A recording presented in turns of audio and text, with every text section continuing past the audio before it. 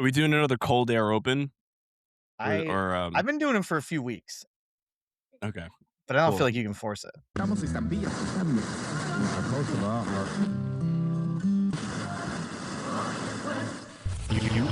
You are now tuned in to your number one radio station.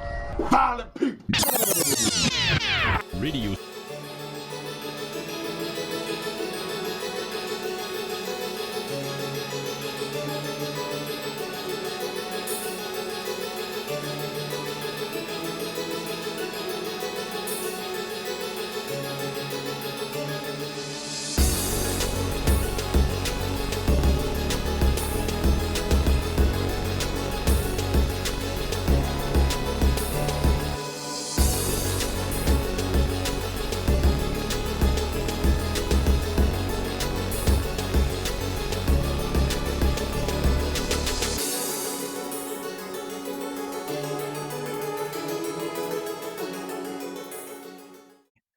Welcome to Violent People Radio, episode 103. I am Dan Rice. I am joined by Pat.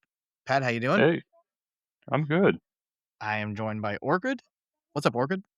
Hello. And thank God I am joined by the returning Chris. Chris, how have you been? Oh, I'm fantastic. Just swell. We missed you. Love to be here. I missed you too. What is the... Oh my God, there's like emojis going off in the studio. I didn't know that was possible. I'm happy Chris is back. What is the... I don't know how you do that, but I'm excited that Oh, I there's can a do that. react button. Damn, Oh. I was hoping he'd have to figure it out on his own. Boom, there's a react button. What was the best part of your vacation, Chris?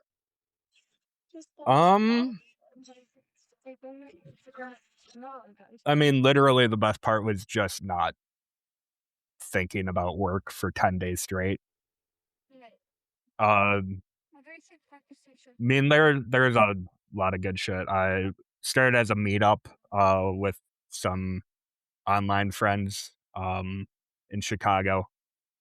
Some of whom I've met before, some of whom I haven't, and it was a lot of fun. Did a lot of drinking.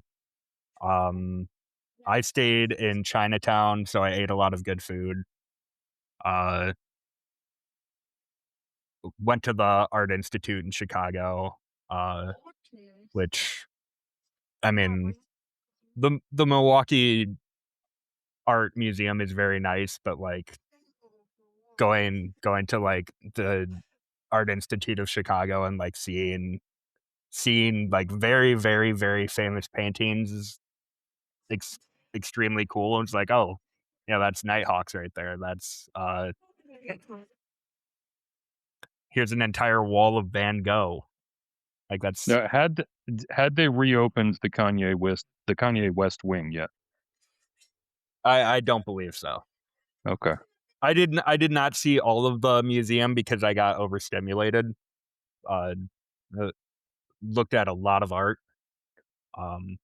So I didn't even touch the like modern art, which was a bummer because that would have been really neat. I just It's all simply just Will wasted too Ospreay much time matches. looking. Oh, true. I simply looked at too many crucifixions to go past like 1940. They were really into painting the crucifixion. What was that about? I don't know. It's pretty hot. There were some portraits where Jesus was like, he was looking good. It's weird that sometimes they give him like, I don't know, there's got to be a different way to phrase this, but they give him those cum gutters. You guys know what I'm talking about? Like they really have him. I know what you're ripped. talking about. Yeah, I what think better it- way would there have been to put that? I just feel like there's probably one. I'm guessing I like to it's save that stuff for the just second that- hour. I'm guessing they just didn't find especially like emaciated and beaten down models to pose for the life drawing aspect of it. Now, Chris, I have that same thing when I go to bigger cities and go to the art museum, but like my art museum is in Huntington, West Virginia, which I'm going to guess is less than 1/10 the size of Milwaukee. Yeah, I mean, Milwaukee's art museum is really, really nice. Like, The building is super cool. If you look up a picture of the Milwaukee Art Museum, it is probably the most significant architectural building in Milwaukee, which we do have some cool architecture here. But yeah, I mean, Chicago, that is kind of a huge global art city. So Wow, yeah, that's a really cool understand looking museum.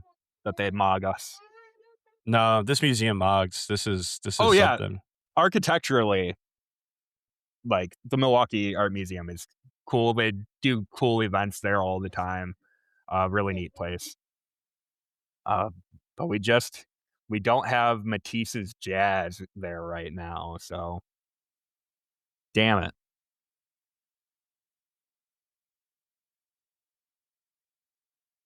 All right. Chris is cultured and likes art. Yeah, I don't think we have any of that in Boston. Can't Yeah, imagine. probably not. Oh, you guys have a Renoir in Huntington. Oh, you looking at my sweet art museum? I'm looking at it on Wikipedia. It's got like the gallery of most famous paintings. There's a cool hiking trail out back. Yeah, I was thinking when I Googled Huntington Art Museum, the little like blurb underneath the results said that it had the biggest collection of plants Wow. in the region. And I was kind of like, okay, well, that's good for an art museum, I suppose. Listen, it's amazing that Huntington can have an art museum.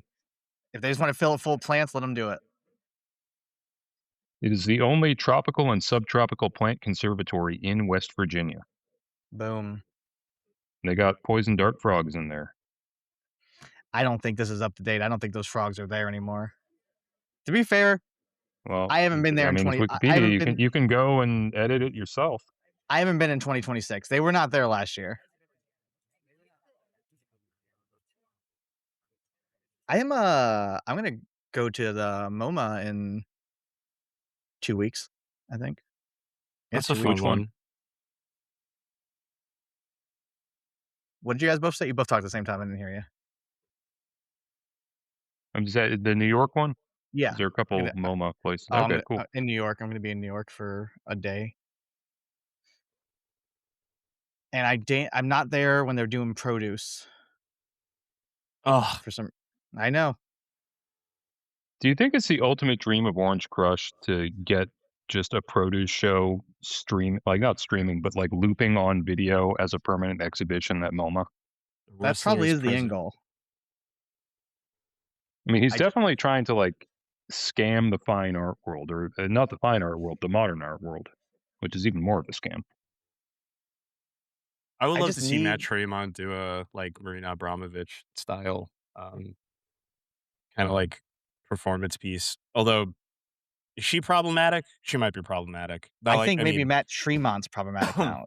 Yeah, I think she just gets accused of being part of like the satanic Illuminati and shit. Nothing wrong with that.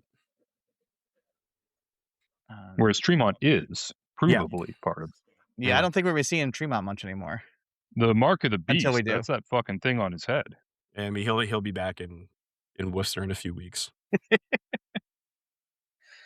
Oh man.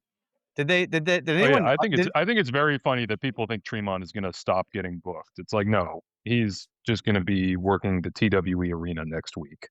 Well, did anyone unbook him, but like, is he just not booked? Because like, it's not like Matt Tremont's, all over the place. He's been getting, I think, because he slipped a disc. That was the match he had with Cruel, where after a minute he just fell over. I think it's part of it is just that he's being choosier. But, on the other hand, he also drove 16 hours to Massachusetts for a show a few months ago. So doing that with a slipped disc is like, sure. So I really don't know. I kind of get the impression that Tremont is a guy who literally cannot afford to stop working. So it'll be interesting. I mean, I think he's just going to keep getting fucking like, TWE gigs and He's going to be working like smaller indies that are on like the less popular end of the IWTV spectrum. Okay, so you're right. He worked that match against JB Anderson. I have Cage Match open here because I wanted to see what he was doing. But the night before he was in Georgia. Do you really think he drove that? But like you also can't fly someone in to wrestle JB Anderson. According to his own Twitter, he drove it. That's so stupid. Yeah. I mean, like, as opposed to all the other smart decisions that have come out about him recently. I guess that's true. Well, I said I wanted to keep today under 3 hours, so I feel like we should start with Chris because you've been gone for weeks and weeks and weeks. So all you've done is watch wrestling. Tell us about it. Actually, before we get Oh. into the stuff we watch, I have a question for you, Dan, Uh-huh. related to deathmatch guys and their Oh, no. careers. Is Eric Ryan retiring or something? Eric Ryan has been threatening to retire for 14 years. Because the NHB, they just announced for I saw NHB that. 100, it's going to be John Wayne Murdoch versus Eric Ryan, and they're saying last time ever. And I'm like, well, I don't think John Wayne Murdoch's retiring. I have not seen him specifically say that he's retiring. Maybe they're just like, we're never facing each other again. We fucking hate doing this match.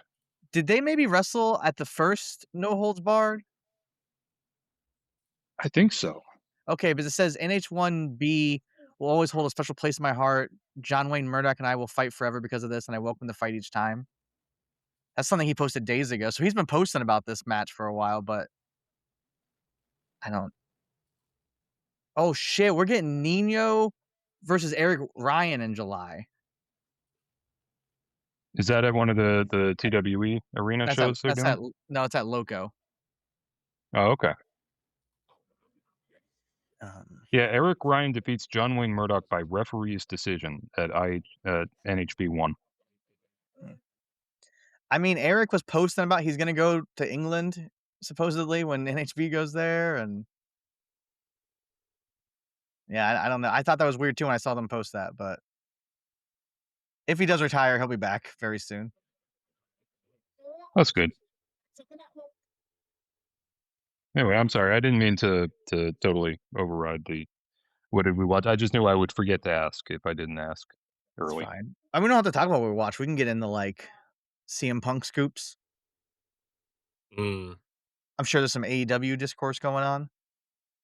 Oh man, the CM Punk thing. Like, I'm getting kind of bored with wrestling right now. But if he ended up in a situation where he's blacklisted in so many places that he has to go work Power Slap, like my wrestling fandom would resurge stronger than ever before. Like, we need CM Punk, the messy little bitch who loves drama. Wrestling needs him now more than ever. I think- feel like Go ahead. he can become the ace of MLW. Don't even joke, man. I saw someone say, "Welcome to." Court would absolutely just, like CM Punk would get a fucking like MacGruber style text like, "I'll suck your dick." Someone joked about him buying MLW, and that's my fucking name. He can buy in. You can give 20% to fucking Danny McBride, 29% to CM Punk, but I need Court to be the majority shareholder here. It's his vision. CM Punk and Paul Walter Hauser become a consortium and put on their own like produce competition thing, trying to get at the art world money. I mean, I don't know if he'd do Power Slap, but like, I could see him like main eventing a Netflix MMA thing. No. The funniest thing for me would be him going into boxing, like doing like Jake Paul style freak that'd show be boxing so matches. Good. Like God. get him Vince Cavicular, whatever that fucking guy's name is. Oh Yeah, God. The thing is, Clavicular would never agree to fight anyone because fundamentally he is just a giant pussy who just wants to sit around and do math about his face. Like anything that would risk a ding or a dent on his face, he would just immediately be like, well, I'm not doing that. But CM Punk versus like, I can't even, who's some fucking over that, like CM Punk versus like Chuck Liddell in a boxing match Ooh. would just be amazing. I'd really like him against No Neck Jay from that Aiden Ross thing I watched. I don't know if you guys are familiar with him, man. He has no neck, and I think he could be really over in indie wrestling. I mean, it worked for Ishii, it worked for Konami and Stardom. Oh yeah, he doesn't have a neck. He doesn't have a neck at all. He doesn't have a neck. No. I think that pretty much covers all the CM Punk scoops. Thanks for coming here where you get the insight. Now let's get into AEW. Maya World. I'm mad about something about her. Yeah, You're whatever. mad that her brother died? Yeah. Is that what's going on? Oh shit. See, this is what happens when what's going on. Her brother got like That's killed not on the funny. side of the road. I just knew I saw her name a lot, and I don't know why I would see her name a lot. Those people are mad, but that's the other reason. People are upset because Sari flew from Japan to America and did not get cleared because she's got like a neck made of fucking a slinky or something. What? I would have been pissed if I went to Cincinnati. Didn't get to see Sari. Are you kidding me? Yeah, so you know, I don't know. Knowing wrestling fandom, I think it might have been a slight miscalculation on Tony's part to, knowing that, okay, Sari, this big Joshi fan, or, woman with a big Joshi fandom, which, no offense, Orchid, but some of the biggest freaks ever. Knowing that they would be upset that Sari would not be wrestling, I do feel like it might have been a miscalculation on Tony's part to put a woman of color in the match in her place. Because that's just like, don't throw raw meat to the dogs. Don't push the 3-year-old in with Harambe. I don't know. Okay, well, actually, Steve Borden was Have on we this have we show. heard from Brad Cat about the Sari situation yet? Well, what are they saying in the fan club? I haven't checked the fan club. I'm a little embarrassed because I was in the fan club trying to just see what their enthusiasm was for the match. The big thing I got was that somebody said, Sky Blue looks like a mega heel. I hope she doesn't cheat, which I thought was pretty great. But yeah, I haven't went back to check largely because I don't speak Japanese and that's all they speak. So I have to translate it with an app before I comment. And I'm not very good yet at communicating with Japanese people. I'm not as polite as they are. I can go look right now though, see what they have to say. They generally did not seem to give a shit outside of not wanting Sari to get hurt. So they got their wish. Yeah. Oh yeah. Yeah, let me look right now. It really looks like Japanese people, or at least these specific Joshi fans, just ignore America entirely. So good for them. That's the right thing to do. That's smart. That's smart on their part. I looked to see if Chizar. I don't think Suri is in the Chizar orbit. He has 35 followers now. Wow. But no, he has not tweeted since May 27th, so he might be dead. Shit. Oh my god. Oh, here we Now I'm go. worried. I've heard that the medical checks by doctors at WWE and AEW are incredibly strict compared to those in Japan. I suspect that's why there are restrictions on throwing techniques.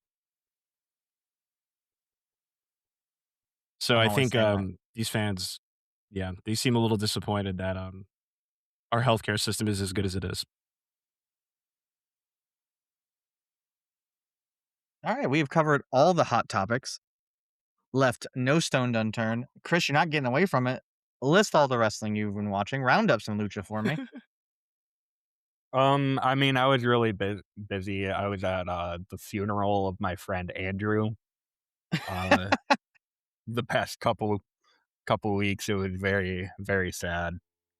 Yeah, your eulogy for him that he was good at computers and also bodybuilding, and you might call him a really strong guy. I didn't know how to respond. I had tears in my eyes. I really thought Chris had a dead friend there for a second. Maybe he does. Well, Maybe he does. I Yeah. do. I'm talking about it now. If you could please respect I'm sorry. Mr. Cheese. Yeah, I think we should have a Um, moment of silence on the podcast. I think the AI is going to cut that silence out. but Honestly, I expected like your nieces or whatever to just start like banging a drum or something in the background. but yeah, everyone, it was very upsetting because all of us knew that he was about to drop some extremely important information about President Donald Trump. Oh, the oh, files. Sadly, I But- think he forgot about that. Yeah, unfortunately, that will never come to light now. What a crazy thing to like, just like skip your mind. Andrew Cheesar Disclosure Day. There's the title over it. The only time I watched wrestling the past several weeks was like when I was in the hotel room hungover. I would watch some AEW. Do some catch up on some of that I haven't seen yet because it's convenient. It's on Max. I don't have to put like any effort into it. And so I watched some, like my big blind spot is like the beginning of the year because I wasn't really watching any new wrestling. So a bunch of stuff from February.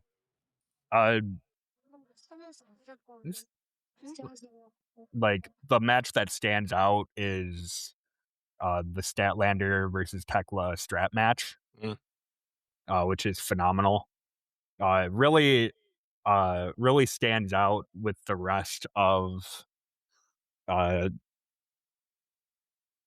women's booking in AEW the past probably about a year. It really got into this holding pattern around Forbidden Door last year. Obviously, you still had some stuff with Mercedes and Tony, and you had stuff like Willow beating Mercedes like at the tail end of the year. But God, they're just stuck in the most like boring tag matches every week. And like seeing a feud like Tekla and Chris Statlander that actually like highlights both women and their skills and like allows them to have a really intense match is great. Unfortunately, Tony has stopped booking both of those wrestlers while the women have been just terribly booked most of the year. Like there's some cool stuff with Tekla occasionally. Marine has had some good stuff.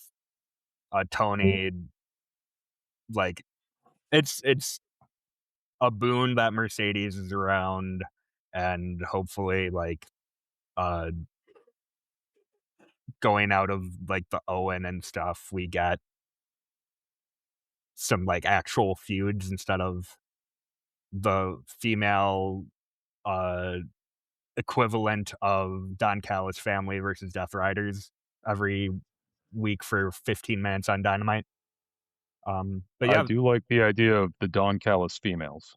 Don Callis females. Where are the women, And it's Don? like and it's like DAWN Callis. It's his sister. Let's do it, Tony. Like Serena Deeb can shave her head again Yep. and draw the little line on her forehead. She comes in as Don Callis. Like put Taya in there. I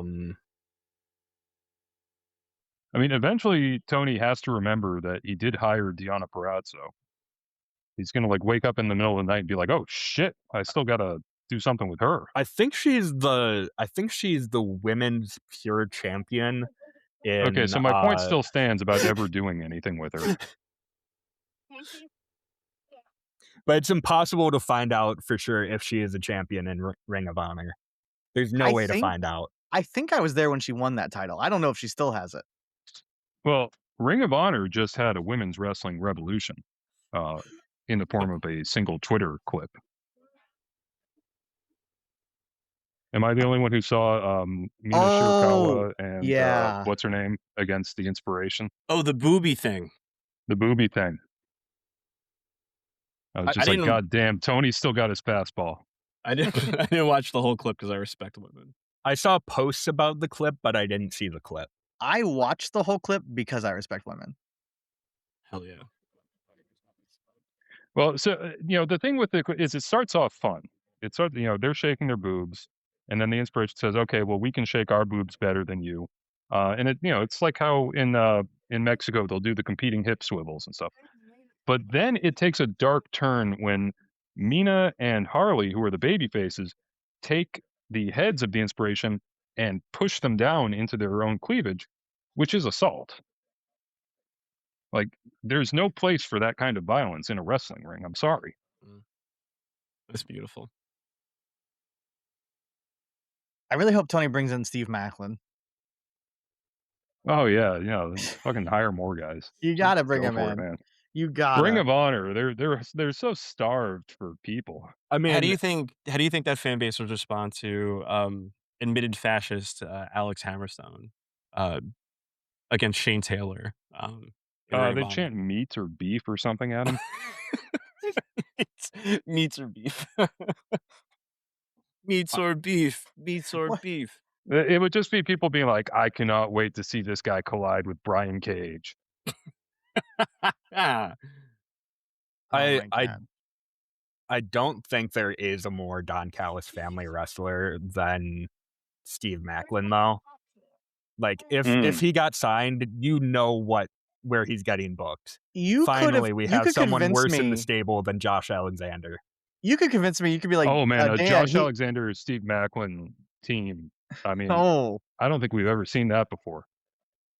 But you could be like, Dan, he actually signed a month ago. He's on the Don Callis family. I'm like, oh, okay. Him and Josh Alexander are wrestling, luchadors. I'm like, all right, sounds good. Also, Speaking for the record, Chris, did you not see the 10,000 peso match? I have not watched the 10,000 peso match yet. Oh, you mean new PWG? So I'll hold off on talking about it then. Yeah, I was upset that Meltzer rounded up the lucha. Like, I realized I've lost my fastball. I've let Dave take over. Like, pretty soon he's gonna be talking about Fishman and Mascara Sagrada going 4.5. Yeah, no, he's gonna be stopping Alvarez cold in the middle of a sentence to be like, we need to talk about Iron Kid more.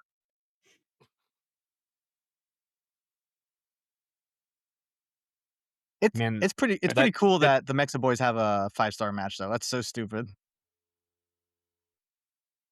I mean, it likely is better than most matches given 5+ stars in the last. That is true. I will say, personally, I did not consider it a 5-star match. It was, I thought it was very good, but not great. So I'm just kind of like, well, of course, this is the one where Dave runs into breathlessly to be like 5.5 stars. Dave, if you need more Mexa Boys recommendations, hit me up. He will not watch another. He will not watch another Mexa Boys match in 2026. I have some sick tags from the past few years for you, Dave. If Dave starts getting into Argus and Gaius, then you're really in trouble. Yeah. What's Argus and Gaius? What's their tag team name? I hope it's Argaius. No, they have some kind of stupid names. I found a bunch of their YouTube matches where they weren't listed as Argus and Gaius. They listed them as like a different tag name, and I was excited. Chris, I know you listen to the show every week when you're gone, but did you hear about me seeing the Argus and Gaius versus Bendito Flamita match with the 38-minute runtime? No. It turns out it's not a 38-minute match. It's just someone left like 15 minutes of a blank screen on a YouTube video, but I was like, I have to watch what these four men can do for 40 minutes.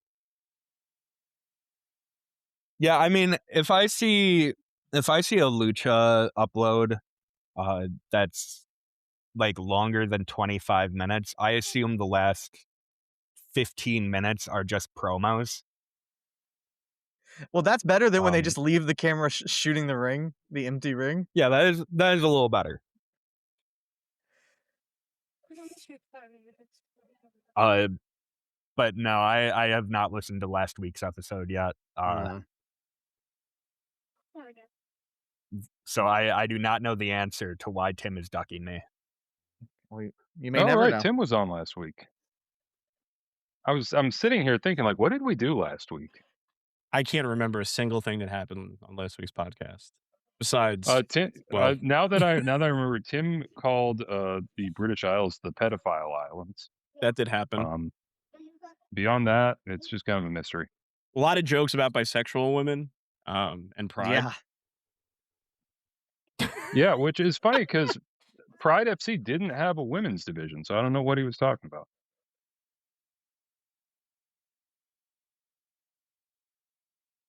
I do want to state, I don't want people to think that I don't know that Hammerstone and Brian Cage have wrestled a bunch. I do know that. I also made it very clear in the founders chat that I've been well aware of Hammerstone's Instagram, thinking, I wonder when people are going to find this. Well, you didn't make that clear. You didn't make clear that you knew it. What you made clear was that you were hoping we didn't catch on. That's what you made clear. Yeah, just that you were complicit in hiding it. Yeah, all those posts that people are finding are from like months ago. He's a great follow. It seems like a really normal guy. I mean, the best part about it is that like he's doing the whole like, all right, liberals, like check me out, the like peak Aryan steroid freak, and he can't spell.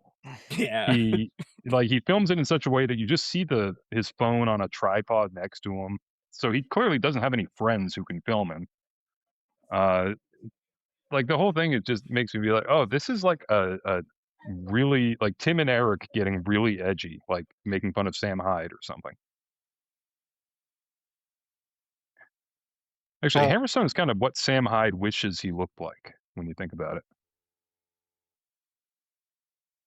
I love it because he's like he'll post like just disgusting, hateful speech like with 1,000 typos, and then he's like DM for coaching. Yeah, no, wouldn't you want to look like him? Don't you want to look like me and think like me and be like Don't me? you Look want how great your my life head is. to visibly start changing shape?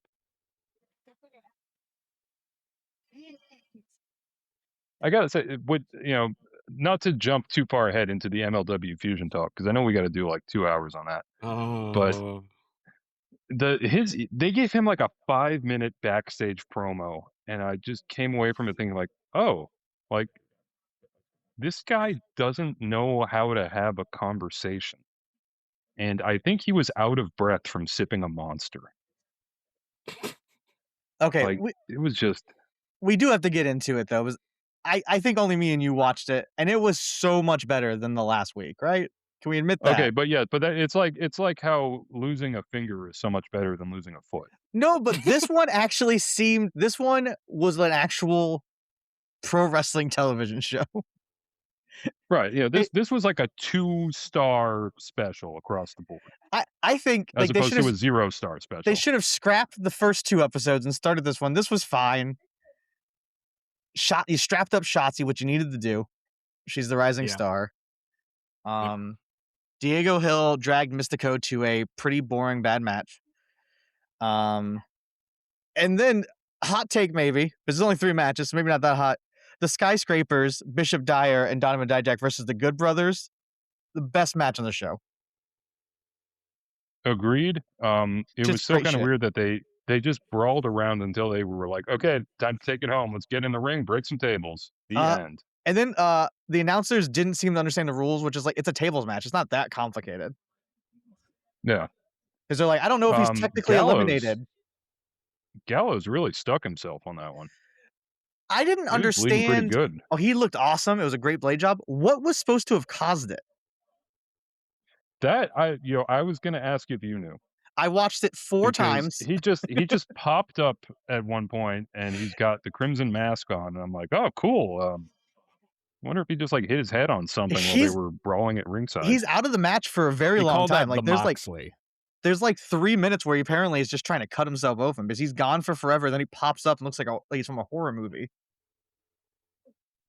And I know some of you thinking, "Oh I know, God." but you also you forgot to include the part where Killer Cross comes out and Oh, does yeah. a promo where he basically just says like, "Hey everybody, thanks for coming out. Well, bye." It was really funny because you were talking about him being the dollar store DDP, right? Was that Tim? No, that was me. That was you. That's fine. Okay. I was like, it already was Tim was pretty the guy who believable. said he can't be DDP because he's Puerto Rican, which I'm still trying to figure out. Okay, you're right. That is what happened. And Killer Cross also has a bisexual wife. I was like, okay. But he comes out and like he looks like he just acts like DDP again. You're right. And then the way he carries Scarlett out, I'm like, okay. He clearly has been watching some WCW tapes. But like that would be a fine promo for the building. Like I get it. You have, your quote unquote star come out and say, like, welcome to the show. If this is your first MLW, we're gonna start the new era. And then he just leaves. I'm like, well, if you're actually gonna air it on TV, you need something to happen. I think that's my issue with this new run of Fusion is I don't really get like why it exists. The storylines just seem to be like, "Hey, let's have a match." Okay. And then they have a match and that's the end of it. I mean, right now we're building I to another Killer Cross Matt Riddle match, and then the Skyscrapers Good Brothers are But even then clearly not done either. that doesn't feel like it has a lot of juice to it. The storyline of that match is that Killer Cross said, "I'm going to put out an open contract. Anyone can sign it." And Matt Riddle said, "Guess what? I signed it." Yeah, that was And really now they're weird because it's like and Matt Hammerstone Riddle, is upset because he doesn't know how to sign his name, so he couldn't sign it first. but like Matt Riddle was champion for like almost a year and wins like all of his matches. You would have thought maybe that would have been a reason for him to get a title match. We did get I don't know if we got any of this one. In the first double length one, we did get some of the Contra unit like glitches on the screen. I don't know if we had any this episode. I don't think so. That's kind of the closest thing to a simmering storyline. It's like, oh, Contra unit exists. Evil Kushida, he's around somewhere.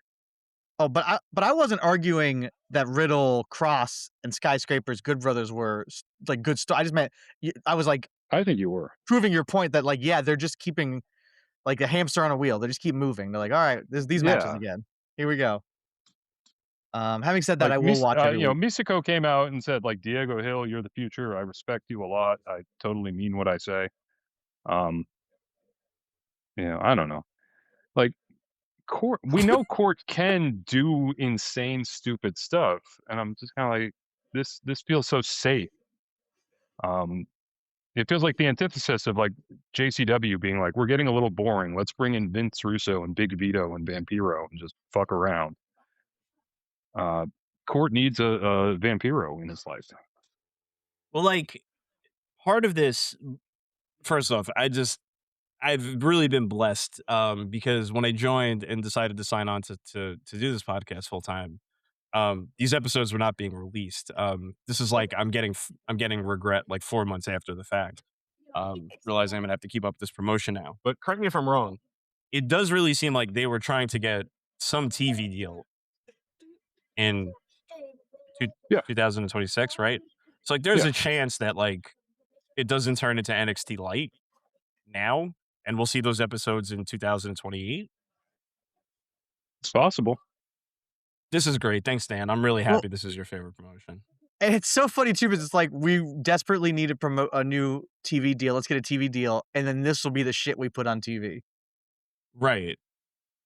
I mean, I could kind of imagine if they were like, we need to produce the safest, most sponsor-friendly wrestling product, just to like say like, hey, TV executive, this is what you think pro wrestling is. We're delivering exactly that. But it seems like they're just like spiritually zanned out.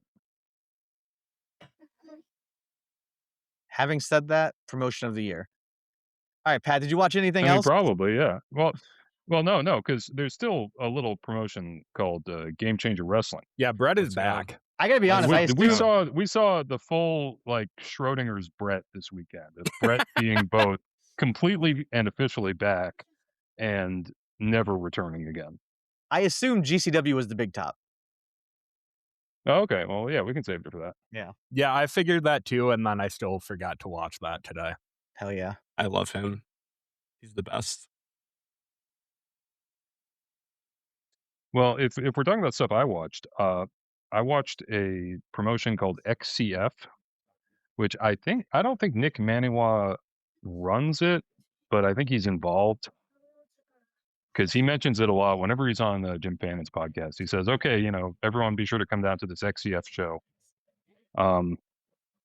And I watched a XCF Destroyer Championship scramble match with John Wayne Murdoch defending against Mika, Angel Metro, Omega, Shane Mercer, and Beastman in front of a robust crowd of what I think I counted around 30 individual people, but it's possible that some of them moved chairs and I counted them twice. And I gotta say, this is the sort of shit that makes me go like, all right, I understand why Sam saw something like this at a formative age and now he's hooked on 2CW forever. These promotions, they have a place. Highlight of the match was Beastman is on the ground and a couple other people pick up Angel Metro to just slam her down. Like they do the thing that you do where it's like you grab someone's limbs and you like throw them up and then let go. And in coming down, she just drove her foot directly into Beastman's face. And I was just like, thank God, hopefully he's injured forever. But I don't think he was. But still, it was interesting to see. I can't remember where it's not Louisville. I think it's Jeffersonville. Yeah, it's somewhere. Which is the same. Which is the same thing. It's some Dan kind of place. Okay, that's a little rude. It might be Shane Mercer's promotion. That's interesting.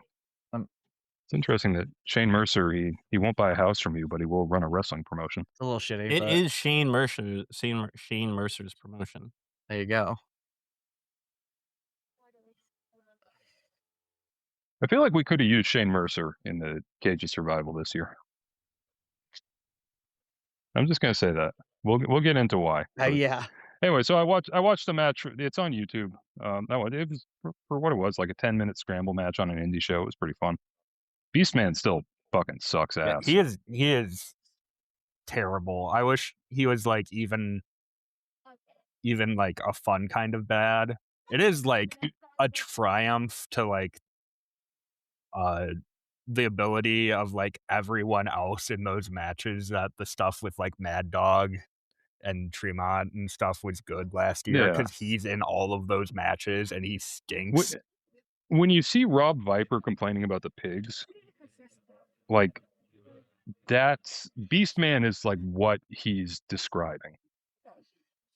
Far more so than the pigs themselves. Yeah, the pigs are way better than Beastman. I do want to see Beastman versus the pigs, possibly versus the rhinos as well. Beastman might be better than the rhinos. Well, Beastman. There's only one way to find out. He appears to be a trained professional wrestler at times. The rhinos don't usually have that. How was Nurse Micah in that match?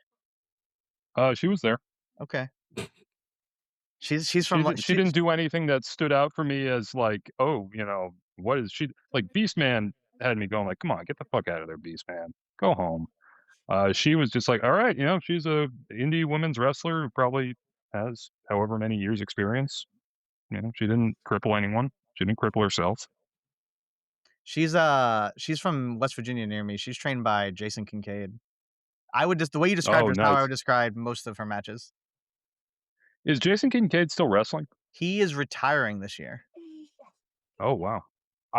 Famous DDT alumnus, Jason Kincaid. Yeah, you could have told me Jason Kincaid retired 5 years ago. He doesn't wrestle on promotions that get on Cage Match a lot anymore.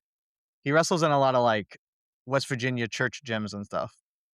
Yeah, the last time he was on my radar was when like IWA Mid South was still running, and he would pop up in Mid South from time to time. It's so crazy that in like 2018, DDT brought in a bunch of foreigners, and Ricky Starks is the only one who was successful afterwards. Because they brought in Jason Kincaid, they brought in the Space Monkey, they brought in fucking what's his name, Psycho Mike Rollins. And it's just all these people who are just like, their status is, yeah, they still wrestle, but not in places that get cage match coverage. Is Ricky Starks a foreigner? That's news to me. Relative to Japan, he is. Oh yeah, that's a fair point. Jason Kincaid, I bought a really, really terrible Twilight knockoff that his wife wrote at his merch table one time. That's like my and then spent all that money on. Are we on doing another episode where we read things? I can find it somewhere probably. I don't usually throw books away, so I'm sure I have it somewhere. Could there be a boy who might be magic? But it's one of those things where I picked it up, and he was so excited that I picked it up, and I knew I'm like flipping through it. I'm like, I don't want this, but he was so excited that I was like, yep, $20. That's the going rate for sure. Thank you. And I'm pretty sure they're divorced now, so I want that money back, Jason. All right, I'm sending something to the Founders chat, by the way. I mean, even if you just watch it on mute, you won't understand. But this is when I knew Ricky Starks would be a superstar. When I saw him in DDT doing this.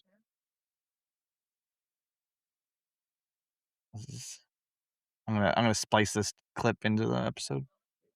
Well, it's like a minute-long clip. The long story short, it's him dancing to Benny's music, which was Beyonce. Oh, this is when he shakes ass, right? Yeah, this is when he starts twerking, and like even like all the Japanese people are like, "Whoa, you're going for it, dude!"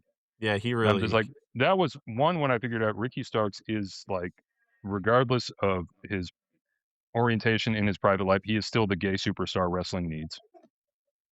And two, I'm just like, yeah, this guy will go somewhere. Even if he just ended up as like another rock star spud, I was like, okay, this guy can be a star. I got to be honest, I've seen this clip many a times over the years, and I've always thought it was Mikey Nichols. So this is that's really funny. Known as Shaker, pretty good twerker as well. That's when I knew Mikey Nichols. Well, I mean, the thing is, like at the end, Ricky Starks, he starts going like full on fucking Rosie Perez and do the right thing. He's and, like, I'm just like, yeah, no, this is, he's too little to be an actual The Rock, but he'll make it somewhere. And I was right. I think he's in NXT still. No, he's on SmackDown. Now I made that joke. Is Mikey Nichols GSC heavyweight champion? Probably. Or is that Shane Haste? Checked. It's Shane Haste. I had a 50-50 shot. Yeah, you blew it. Fuck. People are tuning out in droves right now. Oh, by the way, let's fucking get into the drama. You're gonna get fucking grilled by Tanner. It's also Shane Haste. Sorry for misgendering TMDK, but it's Shane Haste who's good at throwing ass, not Mikey Nichols. Although Mikey Nichols may be good at it too, but Shane Haste is the one that non-binary asexuals on Twitter seem to enjoy watching shake his ass. I want to take this. I want to stop right now what we're doing and take this time to both plug and hold Orchid's feet to the fire. First off, they have a new podcast. It's amazing. We all love it. I believe it's called Worn Out Tapes. Now listen. It is. I loved it. It actually made me think maybe Goldberg's the greatest wrestler of all time. All right. But at some point in there, you said about this podcast that you're on right now that it's 1,000 hours long and no one listens to it. And listen, I went to go pull up the analytics. We're not going to get into that game. That's not a measuring contest you want to get into. How many viewers do we have per week? The thing is, I mean, we're in kind of the end stage of our growth. We've already emerged from the cocoon and are the butterfly. I don't think so. The patron saints are still in their grub state. Also, if you're looking at just the transistor numbers, then yeah, that makes sense. I think we have 7 downloads total. Shouts to Sam. Okay, that made me feel better because I pulled that up. Why are they? I'm like, I'm half of their listeners. I've added it to my podcast addict. So no, we hit I think we're gonna hit 300 streams. 300, tomorrow. 300 total. So Yeah, total across all will there across the 2 be a episodes. Shane Haste episode? It's Or completely do possible. you think that if you suggest that, Colette will be like, I this isn't fun anymore. Goodbye. I don't think so. I think she's willing to do it for just about anybody. We have gotten a lot of requests already, and I think more than anything, we're just trying to get as many out of the way as possible. Just like so we can like build up a little bit of a backlog, but eventually we'll do like a wheel, kind of like pulling names out of a hat at random. Well, my favorite it's part of the entirely possible. episodes are when Colette gets on a tangent and starts arguing for somebody else to be the greatest wrestler ever. I'm a big fan of that. That's like what I yeah. That's yeah. Yep. Yep. It's my main role in that podcast is to do everything I possibly can to A, not sound stupid, and B, keep Colette on track. She's convinced that she's going to be able to spend 90 minutes on John Cena, which I don't see happening. I asked for 10 matches for her to recommend. She gave me 18. See, so basically what you're saying So- is I hate everything you're doing to the podcast. I want Colette less on track and I want them way longer. Well, Yeah, no, I think what you're describing is what creates. You once called this the wrestling equivalent of Cumtown, and Mhm. I think what you're describing between you and Colette is closer to the magic of what made Cumtown work, which was Nick constantly trying to auto-destruct his own creation and stop laughing while vaguely trying to keep Nick from going over the edge. That tension is what animated a lot of the best comedy there, and Adam was there too. Yeah. But aside from like special occasion, like I will remember until my dying day where I was when Adam shit his pants. So can we just talk about that for a while? Have I talked about my personal experience with Cumtown on this podcast? You have not? Go for it. I mean, yeah, let's hear it. no one wants to hear about wrestling. um, do I want to talk about it on here? I guess I will. Well, you So, absolutely have to now. Yeah, I mean, it's one of those things. I just feel I really wanted to tell Tim last week, but he was really excited to insult his wife for 3 hours. Yeah, so I lived in Baltimore for a year with my friend Mike Young, who's a poet. He ended up moving to Amherst and needed to sublet the room in our apartment, and he subletted it to Eldis, who is the producer of Oh, Stavy World. yeah. So what would happen is like I'd come home from my job in DC and Nick, Adam, Stavi, Eldis, and like 5 other people would be smoking weed on my porch. It took me like 4.5 years to like realize like, oh, those are the same people that I smoke weed with pretty regularly. But like I basically was getting like a preview of like what like Cumtown was like when they were all just getting to know each other. Yeah, I mean, just the experience of trying to get a word in edgewise with them is exactly the same as like Adam trying to like trying to interrupt Nick and Stavi, because that's just like what it was on my porch for like 3.5 hours every day. Just the two of them just like cutting jokes at each other while like a growing number of folks like showed up on the porch and could not get a word in edgewise. Some called that porch the mothership of comedy. Might have been. Okay, so now I want to talk about my personal experience shitting my pants. It was me and All right, Orchid, you are clipping this part for YouTube, right? Yes, absolutely. I'll make an edit for this. okay, it was me and David Bixenspan on an indie show, and there just were too many people allowed in there. I had to call the fire department. Oh, I wish I had the context for Is this. Bix still alive? Yeah, he's on Blue Sky. Yeah. Oh, well, that explains why I assumed he was dead. Oh, I thought you meant because they stopped putting out episodes and they just kept saying it's fine. Bix is just in the hospital. Bix has medical things. It's okay. Well, yeah, that's kind I of. don't want to talk about it. Yeah, I was just kind of like, all right, is Bix like still just like getting mad online, or I will say there was a time years and years ago, a bunch of my friends from the Wrestling Observer Forum and we all kind of exited en masse when the place got kind of boring.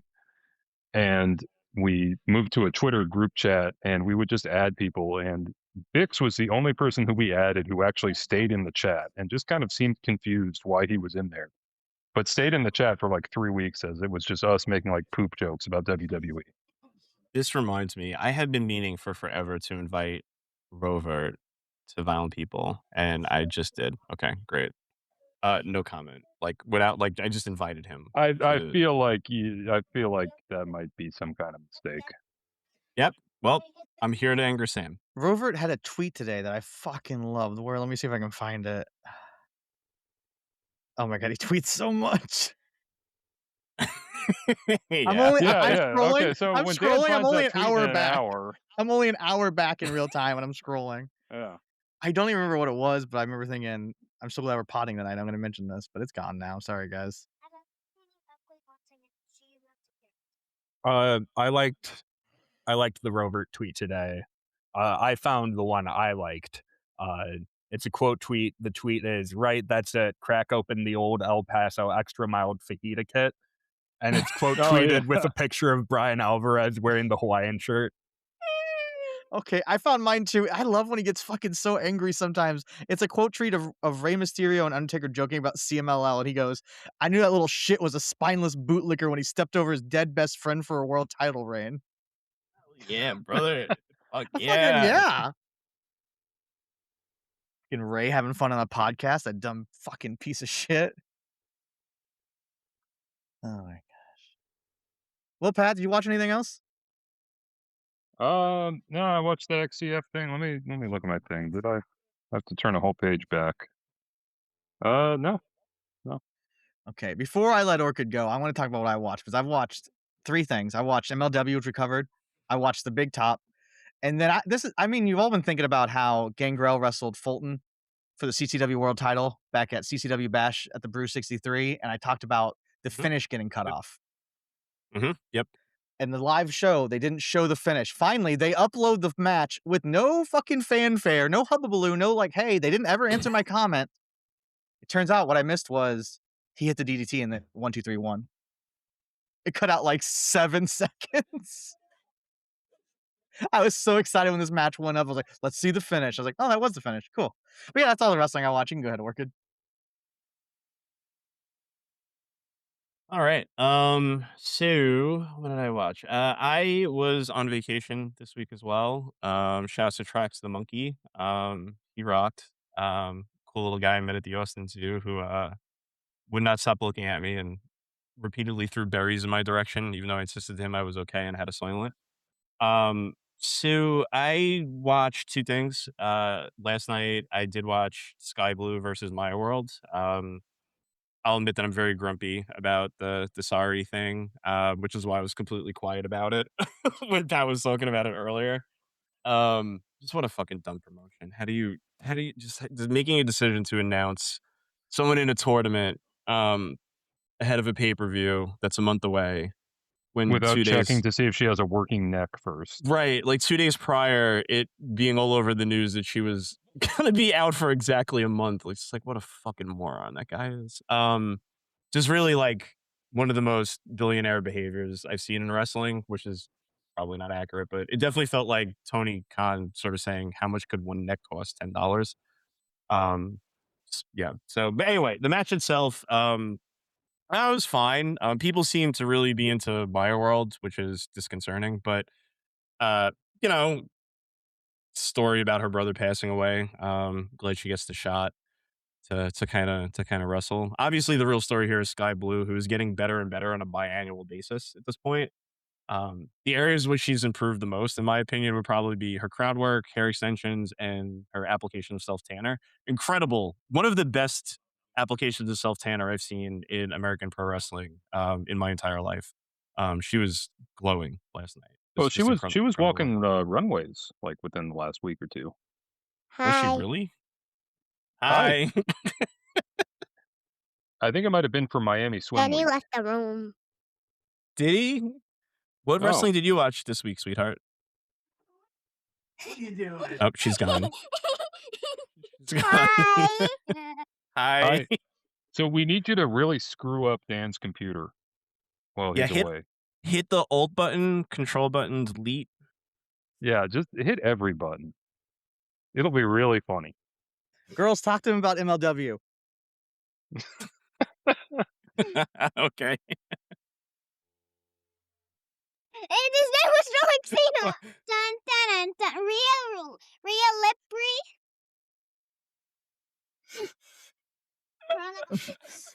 I heard something about Rhea Ripley.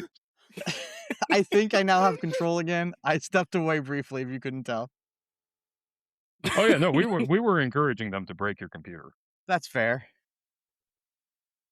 I mean, because like it's not like you had a hard time getting your hands on this computer when your No. last one. It was so easy. It was so easy. I heard the door in here close as I went to the bathroom, and I went, "That's not a good sign." You should let them Anyway. you should let them do a Talking Tourneys episode one day. I would really like that. My nephew asked to do a Get them Talking on Tourneys Desert episode, Island comps. and then he found out he might have to watch wrestling. Like, he tried. He couldn't do it. Yeah, I can't blame him. Oh yeah, but yeah, back to Sky Blue in my world. It disturbs me that Sky Blue is probably actually one of the better women's wrestlers in that company. But yeah, if you're looking for a match, all right. So if you're the sort of person who likes to watch matches at double speed, only to find that it feels as if the match is happening at 3/4 speed, this is the match for you. That's my big review of that. And then the other show I watched today, I did the T Heart's Runaway Queen, Yumuku Hoda's 41st anniversary show, which I'll say was fun, just generally speaking. A lot of good matches on there. Kind of since I'm also sleepy, I'll just kind of focus on the main event, which was Chihiro Hashimoto and Mirai versus Miku Kanai and Rina. Probably the first time in my life where a tag match included 4 competitors that are in my will. So I was really thrilled about this. Uh, Easily the best work Joshi match I've seen in the last 3 months or so. I've long been a proponent of Mirai here. Just so sound in her control segments. Does such a great job eating shit when it's time for her opponents to shine. Really benefits Miku, who's not somebody I'm particularly, or sorry, Mika, who, wait, fuck. No, Miku, my apologies, who's somebody I'm generally not that high on, largely because she's the least swagless human being I've ever seen in my entire life.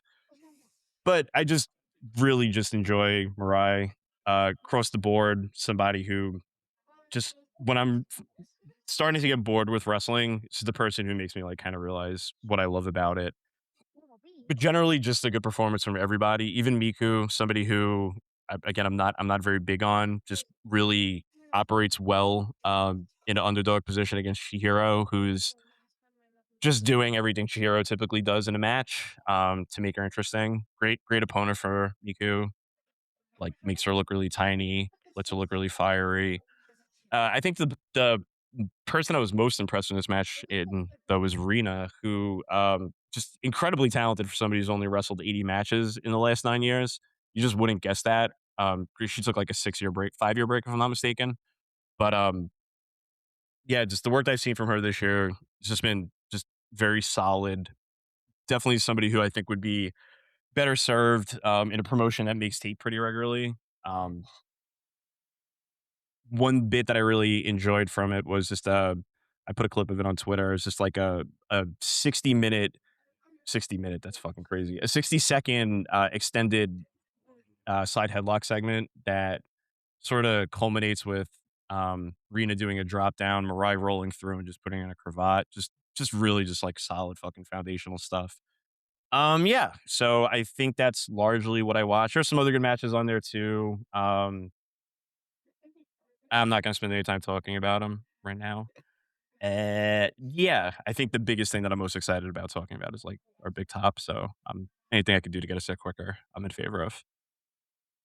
Fuck yeah. Already plugged your podcast.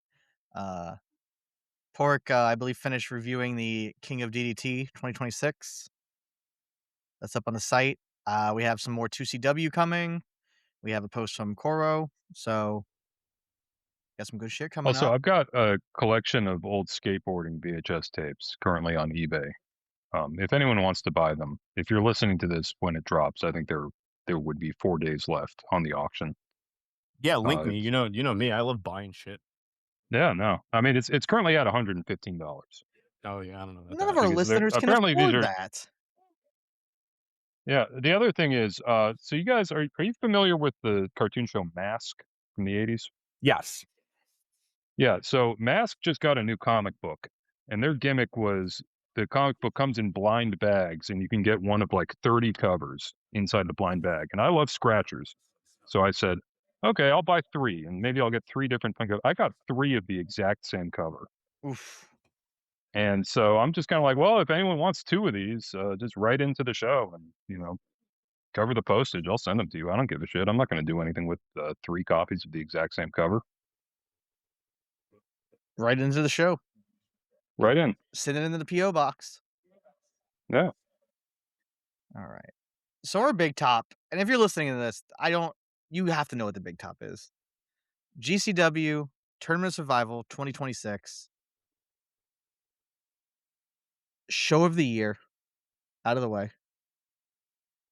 And then Oh, Breakout easily. star performance. it's like our last week's episode really built to this. Yeah, it did. We all saw this coming. But yeah, you guys want to get into this? Just like match by match? Everyone watch it all except Chris? I watched the whole thing, baby. I think I watched the whole thing. I watched it out of order, but I think I watched the whole thing. I've seen a Chris, lot of GIFs. On I would Twitter. like you to pretend you've watched the whole thing, and I'd like you to have a lot of opinions. We're going to start with the match of the tournament. Yay. Vipress versus Anakin Murphy. This was very, very funny. Because, you would not have expected that the rest of the show went so well. After seeing this as the start, where they're just going out and they might as well have greased up their hands because they're just dropping shit. Anakin Murphy cannot swing light tubes. This was something that we were able to see on multiple occasions throughout the weekend, both this show and the Cage of Survival show afterwards. He cannot fucking break light tubes over people. He's just not swinging them hard enough. And I'm sorry, that. You're off the team. Even fucking Vipress can swing a light tube, and she can't wrestle. It is funny that I'm legitimately a great show. Show of the year is only half a joke, and I'm like, if you listen to that and then you start this match, you're like, fuck VPR. But I honestly think I just like talking about it reverse. I think the first two matches are the worst two matches of the show, so that's fun. I felt like Mr. Danger versus Dr. Redacted, which was next. I have nothing to say about Vipers versus Anakin Murphy. Does anyone? I don't know what you would say about it. I mean, they went for the Danny Havoc style contraptions. Yeah, I saw the one of the contraption clips. Yeah, and they fucked it up. Vipress went into this. I think she may have taken only one or two losses in the 6 months leading. I know John Wayne Murdoch beat her once. And then, I think there might have been a loss to Atticus Koger somewhere in there. But for the most part, she was getting built up strong. They were feeding her tomato cans like Oren Veidt to say all right, she's a real deathmatch wrestler now, which I'm sure we're going to talk about her and Nino Extremo getting into it later. But Brett was making a concerted multi-month effort to build Vipers up, and she still seems like someone who is perpetually in the middle of her first match at school. Which is, how The Rock has Curtis Axel, or had Curtis Axel as his, tune-up guy. He would say, okay, I'm going to set up the ring and Curtis Axel is going to come and run the ropes with me. Vipress was that person for Paige when Paige came back at WrestleMania. So if you've never seen Vipress wrestle, imagine the person who Paige goes to and says, okay, you're going to tune me up.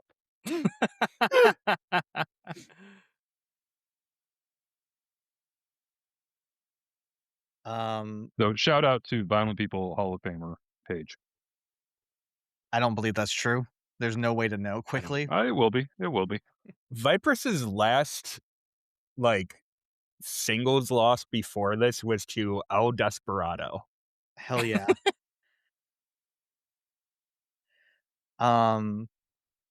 Now, speaking of placement in GCW, I know none of it matters, but Danger over Dr. Redacted in the next match, that felt a little bit like a upset. Or am I wrong? You're not Yeah. super wrong. It's Danger is like a GCW guy. He doesn't really wrestle for a lot of different promotions unless he's doing a lot of stuff that just doesn't make cage match. GCW is like his place, and I think they, he and Brett have a good thing going with one another. Redacted is much more of like a traveling freak show attraction. So I took that as them saying like, all right, Danger is someone we want to, showcase as one of our guys by giving him a big win over Redacted. Yeah, I So guess Yeah. Redacted's not it wasn't a big in huge upset, but I GCW. think it was a bit of an upset. It was like it was like the European champion pinning the Intercontinental champion kind of thing. Yeah, if this was like a deathmatch tournament in like Toledo, Ohio, like Dr. Redacted would be a much more heavy favorite because he shows up at like every deathmatch indie. If they ran this I will say tournament in Toledo, I would have been there. Dr. Redacted, someone who also I'm not sure knows how to work a wrestling match, but he's much more entertaining about it than Viper. Or not Viper, Vipress. Viper, I think she's killing it as Piper Niven or whatever her name is.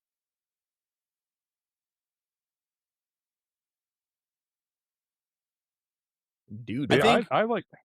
Oh, sorry, go on. Yeah, I'm no, Chris. You no, go ahead. yeah, I was just saying Dewdrop because of Viperous. maybe the worst name change in. Was the Dewdrop thing when she was like Eva Marie's ugly friend or something? Yeah, it was like a very gross, like classic Vince, very mean spirited, like the traditional sense of like most disgusting promotional tactic, like really just bottom of the barrel, quote unquote comedy. Hey, she's still signed. I will say it looks you go back 10 Exciting. years, Viper versus Io Shirai in Stardom, great match. Yeah, she was great in Stardom. Yeah, I think she's still signed to WWE. I think she's dying though, if I'm not mistaken. Yeah, her Oh. neck is like even more fucked up than Cerise or something. I don't know. Well, damn. But yeah, Danger and Redacted. I liked this, but I didn't like it as a match. I just kind of liked it as like, oh, here's some cool stuff that happens. It entertained me, but I'm not going to like go back and say like, oh, these guys put on a classic together. It's like, no, these guys know how to do crazy shit that almost kills them. And I just clap like a seal and hoot for it. I think out of everything on the show, Dan, you already said that it's like the two first matches are the two worst matches on the card, right? Yeah, that's what I pretty firm in that. Yeah. Yeah. I think that's a fair statement. It doesn't get rolling until the next match. Now I will say that you're right that like there's enough in here that if there was like if it was like an old CZW tape where they started and ended with a music video, this match would look really cool. But it's also 14 minutes long. Yeah. Now we get to the juicy portion of the card. Masashi Takeda versus Jonathan Gresham. There's been a lot of talk about Gresham losing his fastball, being kind of maybe not at the top of his game since coming back from the stroke, but it's like turns out he just needs to be a fucking deathmatch guy. Yeah. He's just ruled. No, this was my match of the night, and it wasn't particularly close. Yeah, it's fucking great. I'd probably in the top 10 of matches I've seen this year. It was fucking fantastic. Yeah.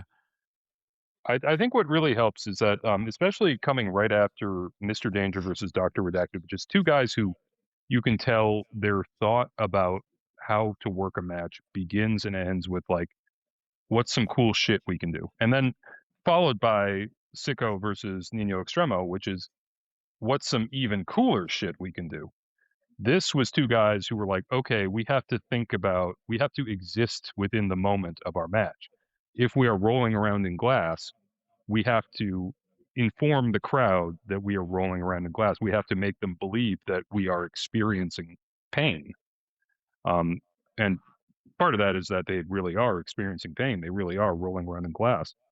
But they had a much more thoughtful approach to the I got into someone with on Twitter about this where they said, "Oh, well, there's no selling in that match because it all really hurt." And I'm kind of like, that's a really stupid That's the view of dumbest what selling is. fucking thing I've ever heard. Yeah, The selling fuck? is, there's an old Conan O'Brien thing where I can't remember who he said this, but he said when he was getting into comedy, someone told him that the way to tell a joke to a crowd is you tell the audience what you're going to do, you do it, and you tell them it has been done.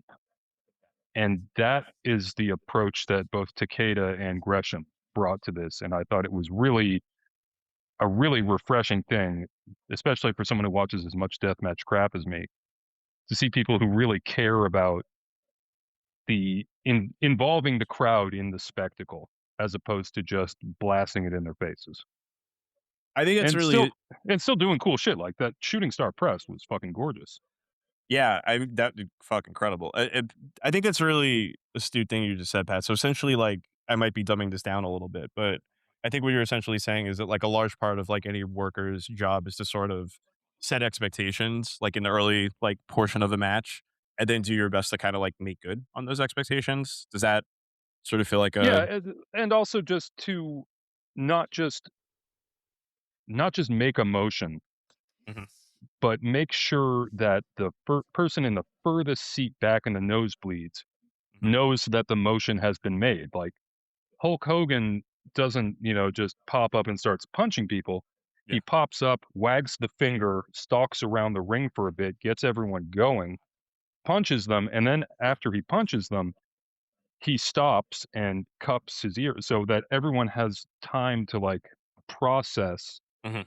what's happening. Everyone can join him in the moment, as opposed to as much as I loved Sicko versus Extremo, a lot of that was kind of like, okay, do this crazy thing, everyone Yeah. goes wild. Then we both Yeah. pop up and do the next crazy thing, everyone goes wild. And that's the sort of thing that leads to crowds burning out, as opposed to crowds staying involved. Yeah, I think that there was just such a good inherent logic in this match, and that I think does speak to what you're saying about just like really letting the audience know. It happens really early in the match when like obviously we all know it's Gresham's first death match. I think a lot about like someone like looking upon something for the first time and not having that context. And the instance in which he kind of rolls into the light tube glass like onto his stomach and then like immediately pops up and is like, "Oh fuck, I can't do that the way I am typically used to doing." Just really does set like just such a good like narrative tone throughout the That, entire and match. also after so many times seeing someone who would do it, like if Joey Janela did that, he would immediately like run to the corner and like, throw his arms up like, yeah, cheer for me. Yeah. As opposed to, someone, Gresham worked a lot like Ishii in this, where Ishii spends a lot of time kind of making you believe that he, the character, is experiencing something like that Mhm. there is an internal world to him. Gresham was doing a lot of that where he's just like, I've gotten in over my head here and there's Yeah. no getting out of it now. I'm I did that, even Gresham walking to the ring and coming out, no pads, just trunks and boots and like wrist Yep. tape. That set a big thing where you just kind of like, oh, this guy is fucking going for it. And the story might be that he doesn't know what he's in for, or the story might be that he's just fucking crazy brave. And it was a little of both. I'm not the first person to make this comparison. I know I saw Marilyn and maybe some other people make it, but in a world where GCW guys are constantly aping old CZW, like it's cool that someone's finally doing Gulak versus Havoc. It definitely felt a lot like that moment.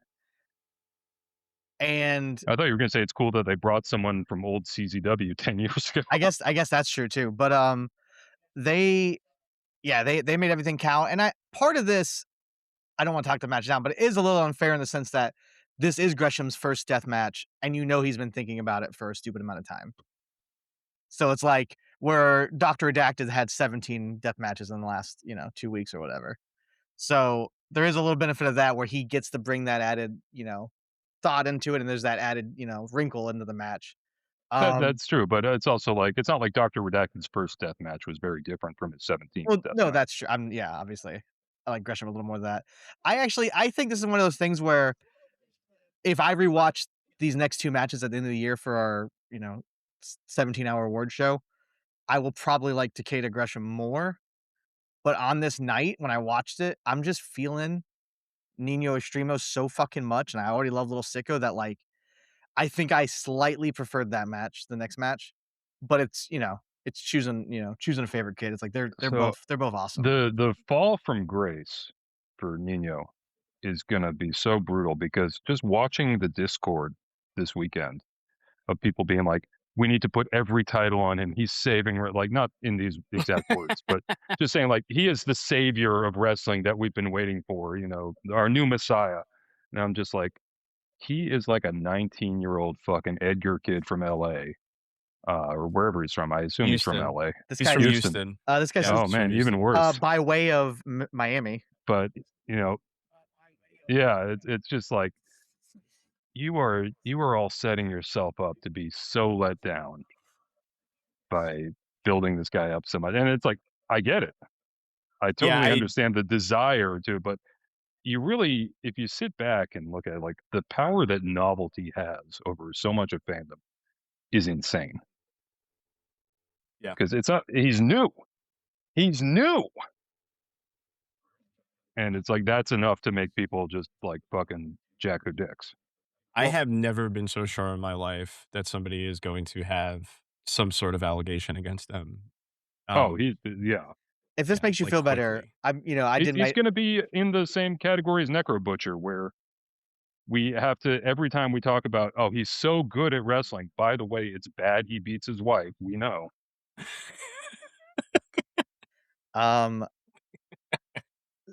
Maybe I'm being a little bit as a Cleveland guy, I but will say he had the best entrance of the weekend, though. he's a Pittsburgh Steelers fan, so I already know he's a bad fucking dude deep in his heart.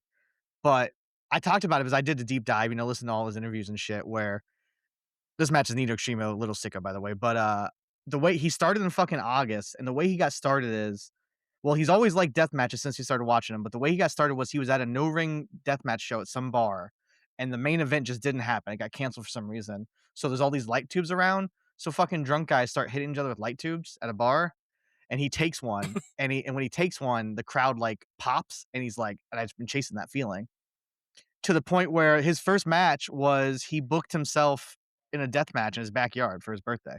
His mom fucking gave him money, Aw. and he had his first death match in August. I can't remember who it was against now, but I think he's basically almost only had death matches at this point. It's an insane way to live your life. I could see allegations. I could also see him being a guy that like just disappears. Like if you told me like, oh yeah, that guy wrestled for like 2 years and then we never heard from him again. Oh yeah, completely. I mean, I think the possible. allegations thing is mostly because it's like Houston. Well, anyone in Texas is a bad person. I've always said that. Yeah, yeah, exactly. Yeah, absolutely. I'm waving.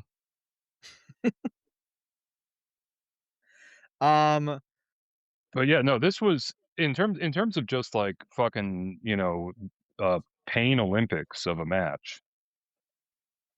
This one started crazy and just kept like these guys are going to kill each other. It starts with And I say that in a complimentary sense.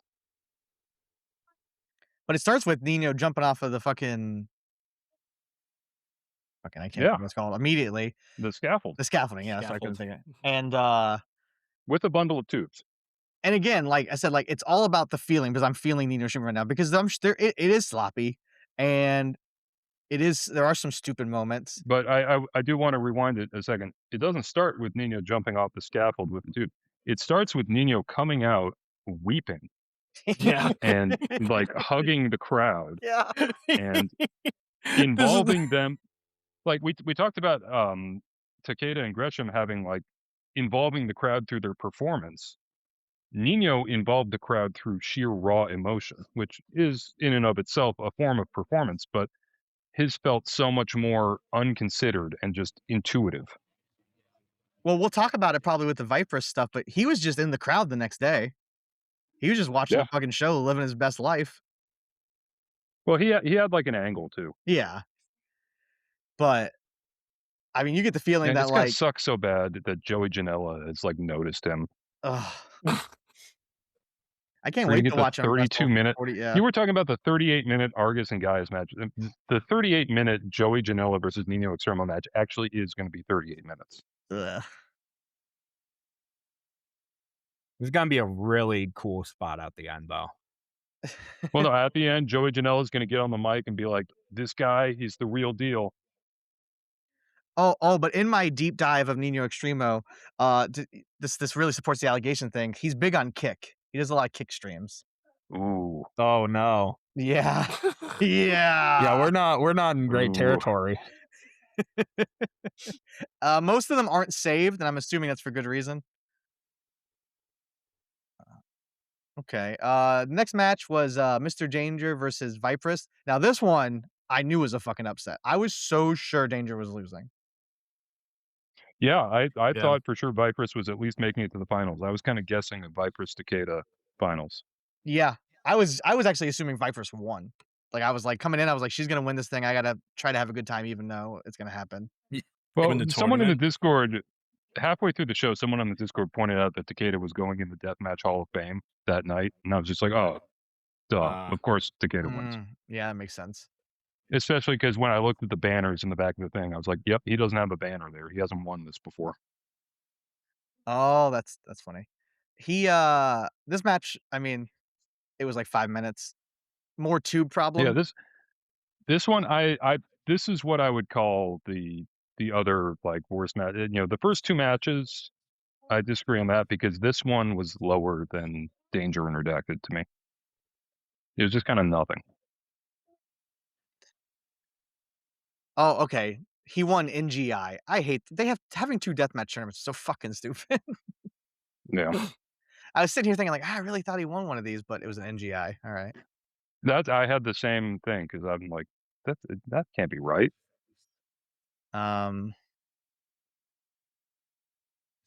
That brings us to the Takeda versus Nino. Takeda versus Nino.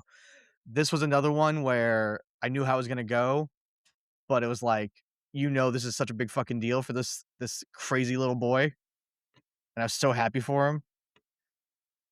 I will say, it has.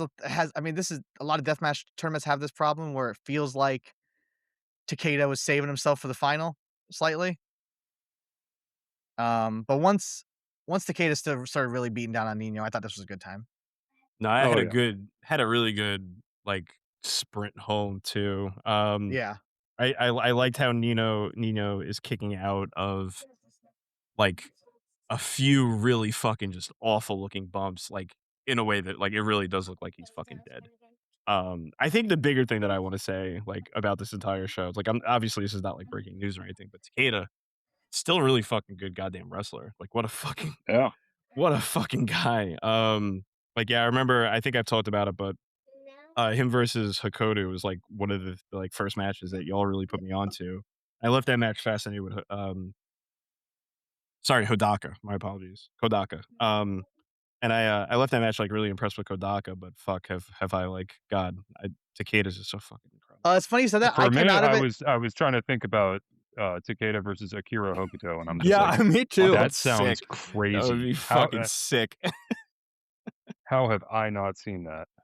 It's funny. I came out of it thinking I wish there was anyone I knew that watches Freedoms and Big Japan that I trusted even a little bit to recommend matches.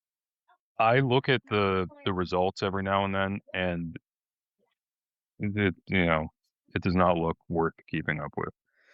I mean, I just know that It seems like a one good match every 6 months. I'm sure Takeda's having some good stuff on there. It's just like no one will ever know. Yeah. And I like he's a you can- deathmatch guy who does understand the value of working a house show match too, because I've seen plenty of that from him, especially in Big Japan, where it's like he goes out for a barbed wire board tag team match in the middle of the show, and he's got it down to how much he can give that it still qualifies, but doesn't ruin him for next week.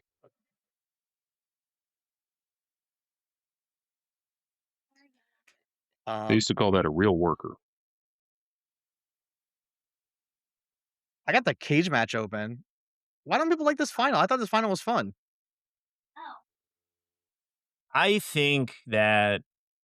Well, first off, we're talking about cage match here, so That's true. That's fair. let's keep that in mind. But I think that, I think that it's one of those things where it's just like people, I'm assuming, just saw the clips of Sicko and Nino and had a similar response that I did when I saw Sicko. When I saw the fan cam, which is just this Nino kid is the future, and I'm assuming they just got really disappointed that it was Mr. Danger in there instead.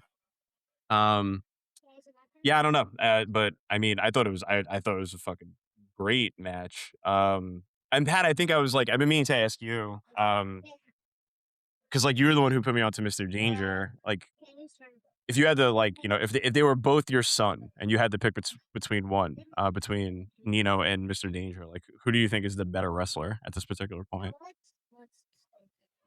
I think Mr. Danger is actually trained.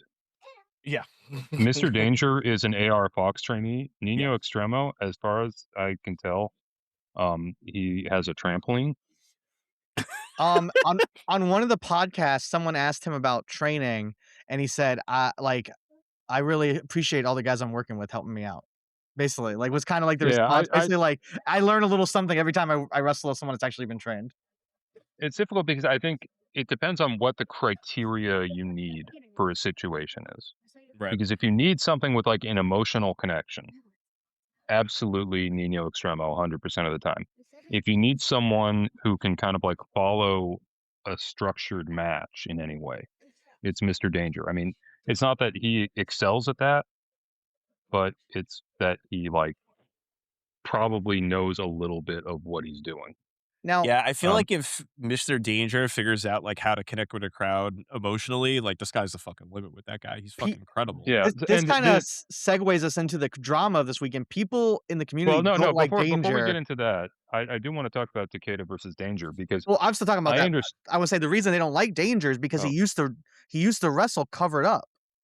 Like, when he first Yeah. came to GCW, he was like kind of afraid of death matches, it seemed like. And I think that the deathmatch fans are Yeah, still and then keep him he, at arm's length at some because of point, that. at some point, he broke his light tube cherry, and now he shows up to every match bandaged to all hell. But with Mr. Danger, I do think it was a miscalc. I don't know who made the call. I don't know if Brett just says like, "All right, you guys, here's your finish. Everything else is on you to figure out." It could be Mr. Danger saying like, "This is the stuff I do well. I'm gonna advocate for myself to be able to do the things I know I can do well," which doesn't really work because this is a no ring canvas match. This is just ring boards. So it's kind of like, I don't know if you should be doing a lot of like cool high flying springboard moves in that situation. I think that it was a miscalculation in that they could have gotten the crowd much more involved by having Takeda just beat the shit out of Danger, and Yeah. Danger just refuses to stay down for 3. Yeah. The crowd would have responded to that because Danger is such a small guy, and he does have enough like animation to him that they'd get behind him. It's one of those things where it's hard to rate a match on what it should have been in my imagination, Sure. but it's like I just watched this being like, come on guys, like this seemed so simple. You should have zigged instead of zagged here. Well, I think if Danger was rebooking the tournament, less people watch it, but it's like if there is no Nino, the tournament does become more about Danger. And I feel like we'd be talking Yeah. more about his big bumps. And Yeah. like his swanton in this match was fucking nuts. Yep. But I don't think I've seen a clip of it. I mean, maybe it's out there. But all the clips are pretty much just not Danger, Nino and Sicko. I gotta say, I'm probably the low man on Sicko. I know he is Discord member Ty. I know Sicko is exactly what he wants to see out of the universe, so I feel bad about like being like, I just don't see it with this guy, but I do think that Sicko, aside from his willingness to do borderline suicidal things, I don't think he's got a lot of juice in him. I He doesn't like. have the crowd connection that Nino does. He doesn't have any real wrestling skill that I've ever observed. Well, I'll say I He's like just him more than you, but like you put him on a show with Nino and Mr. Danger, and I think it's kind of like, oh, both these guys do kind of the things that you want to do, but better. Like yeah, and Nino has a much better connection, and Danger's high spots I think are better. and Sicko also he doesn't really have a character. He's got one pant leg and you know, kind of shitty looking clown makeup. And it's just, Also, I don't know. GCW doesn't know what his name is. I think didn't someone say he got like there's a rapper named Lil Sicko who was like, that's my name. Knock it off. Oh, I didn't know that. I just knew that he'd been going back and forth. It's got to be some kind of legal thing because it's so they're so conspicuous about it without explaining it that I'm like, it's got to be some kind of legal.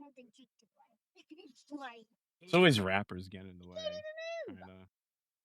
That's what we're always saying on this show. It's always rappers getting in the way. Having said that, I want to send a picture of Little Sicko from 11 years ago. I forgot that I had it. I wanted to send to you guys.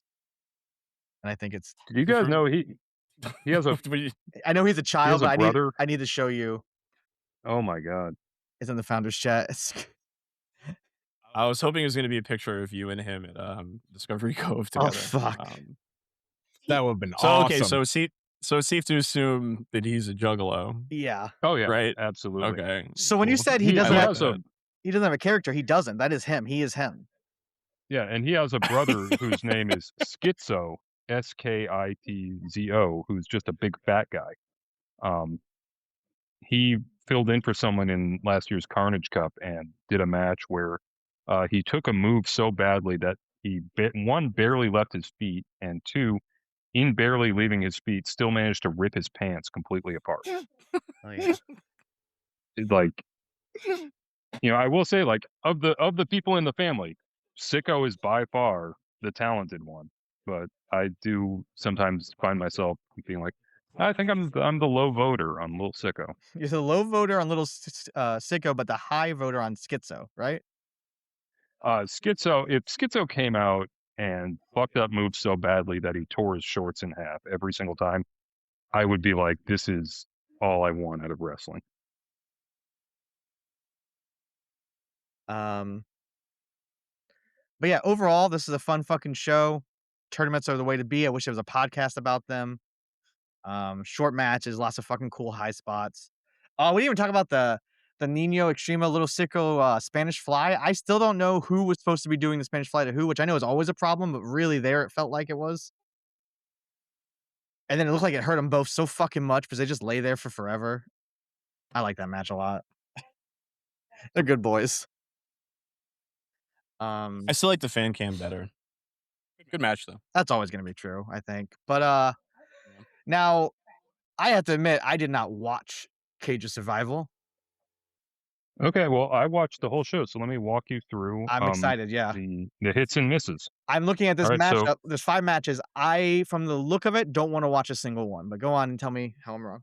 Yep, no, you are correct. We started off with a 5-way scramble match where Tony Deppen defeated Devious Cass, Logan Cavazos, Ryan O'Neal, and Sal Mistretta. Sal's getting all kinds of VPR fucking hits right now, though. Yeah, it'd be awesome if he had a good match for once. Because this was not it. I love that Tony Deppen's back, but I mean, it's also kind of like we've got the deathmatch tournament weekend. So let's bring in Tony Deppen and Sal Mistretta and fly in Ryan O'Neal. It's just kind of like, why are you doing this? Doesn't need to exist, especially when it's followed up. At some point, Nino Extremo came out and Joey Janela turned heel and allied himself with the hated Charles Mason, and they beat up Nino Extremo. And somehow all of this led to a tag title match where Alec Price and Jordan Oliver retained their titles against Charles Mason and Joey Janela in a match that Cage Match says was 15 minutes, but I think I timed it at 15 years long. Okay, I'm gonna ask questions about Brett booking, which is really stupid, but like, let's say I want to book Charles Mason, I want to turn Joey Janela heel, and I want to align them.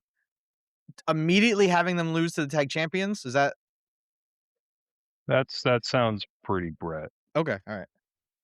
I mean, it's also kind of like, why would you put them against the two guys who have AEW deals? Anyway, What? this was Does Tony was Deppen still have an AEW deal? No, the Buster in the brain. Alex Price and Jordan Busted in the Oliver, Brain, they've okay, got okay. they've got Ring of Honor deals or something. So they're not losing matches anytime soon. Speaking of losing matches, we had Junie Underwood come out to face Marcus Mathers in a single match. Junie Underwood, a guy who I think one day might figure out what kind of wrestler he wants to be, but for now he's trying to be like 6 different kinds of wrestler, and he's suffering for it. The impression I get is that he's a guy who will like come to the shows and help out and be like available. You know, people want to use guys who are like there without a promise of a booking or a paycheck. You know, he strikes me as that kind of guy where he's just there and always ready to pitch in, which is good for him, good for Brett. Bad for me watching this match. Didn't like it. But it was still probably the second best match on the show. I think Junie Which- was like top 3 of the Lost Boys from modern day CZW. That's all I'm saying. Yeah, and you know, I still watch him. I'm watching him now. I don't know how long he's been doing it, but I still always think like, oh, he's in like his first 6 months. He's still, you know, kind of getting it out of his system of like, these are all the different guys I want to be. He's got to be at least 3 years in. We didn't talk about fucking Fetty Wap. Oh shit, Fetty Wap. Yeah, we talked about Tony Deppen, this but was not your big thing this weekend, wasn't it? This was my big thing? I thought you were the one. I thought you were the one in the Discord being like, "Oh shit, this is GCW is finally doing something I care about." I mean, I do like Fetty Wap. I don't know if it's my big thing. I mean, all right. Well, either way, so Fetty Wap came out to Stone Cold Steve Austin's music, plugged his concert for later in the evening, and then Tony Deppen came out, and Fetty Wap did the Rock's "It Doesn't Matter What Your Name Is" thing to Tony Deppen. Nick Gage came out, gave Fetty Wap a light tube, and he hit Tony Deppen over the head with it. And that's the sort of weird bullshit I wish Brett would do more of. That was a high point of night one, which is just like occasionally Brett can manage to pull up the like ECW style, just weird shit happens, but it's fun. Instead of weird shit happens and you wonder why you're watching it. Fetty Wap, to his credit, he seemed very excited to be in a wrestling ring.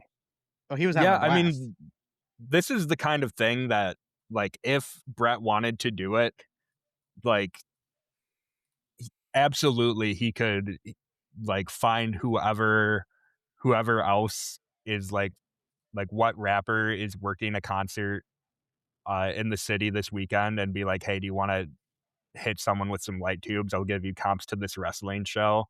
And like, so many rappers will say yes to that. I'd say yes to it. It was only 4 rappers. It was only 4.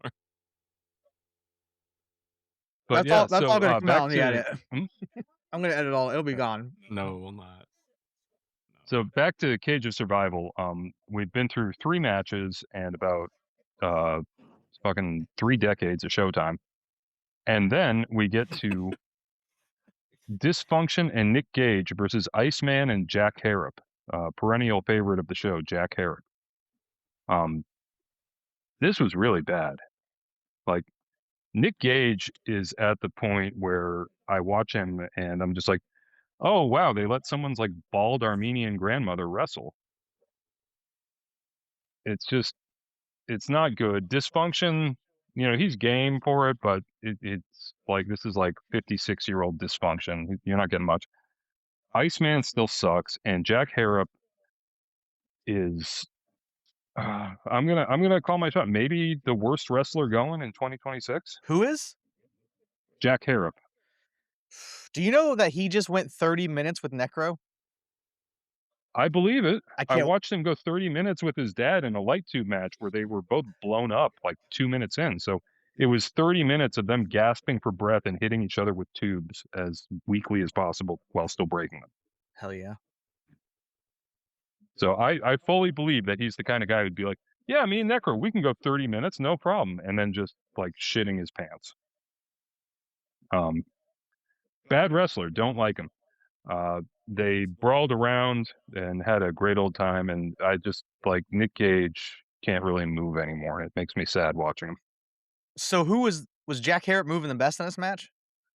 Of the 4 guys? It might have been Dysfunction. Oh, that's fucked up. That's bleak.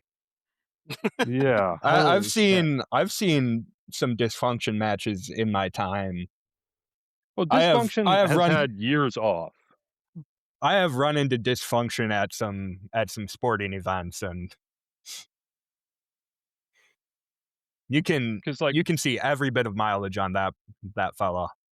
Well, it's like Jack Harrop is, he's young, but he's Augustus Gloom.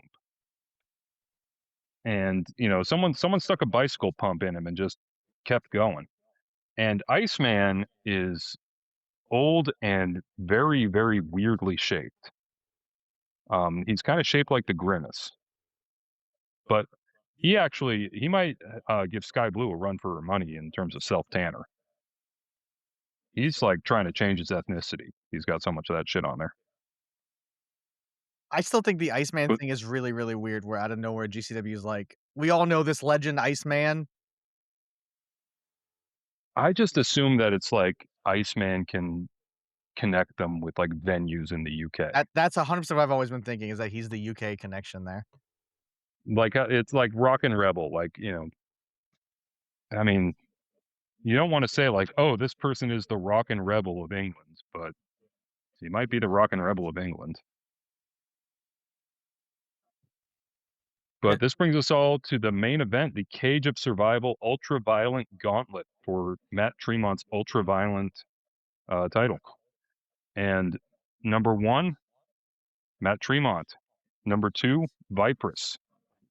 And you might be thinking, are they going to do a thing where number 1 and 2 outlast everyone else and are the final 2 in the ring? Yes. The way they do this, Matt Tremont lays on his side in the corner for about 34 minutes of the match. He is so fucked up physically, like he can't do things anymore. Nick Gage can at least like not run around, but he can like stomp around and brawl. Matt Tremont, he was like beached whale Ian Rotten. It was not pretty. Also not pretty the rest of the match, because I'm just going to run through the other entrants in order, and you can tell me if they sound fun or not. Number 3 was Lucky 13. Number 4, Connor Claxton. Okay. Number 5, Sicko the Clown. Now, a lot of these guys came in, did one big spot, and left. Like Sicko the Clown was out there, and then he just got eliminated really quick. He did a big spot or two. So the fundamental booking or agenting or whatever you want to call it, of like not just the order that these people came out, but having them do enough stuff to make their participation feel worthwhile. Not good. Jimmy Lloyd, followed by Anakin Murphy, followed by Jameson Shook. Jameson Shook, they made a big deal of saying he was going to be in the Cage of Survival. They flew him out, or he drove out, or whatever. They got him there. They must have reimbursed him for some kind of transportation. He's in the match for maybe 2 minutes. He and Anakin Murphy throw themselves into a big spider web of light tubes and get eliminated. He did all that for like 1 bump and 2 minutes of ring time, which actually, now that I say that out loud, I'm like, that's probably the dream of every deathmatch wrestler.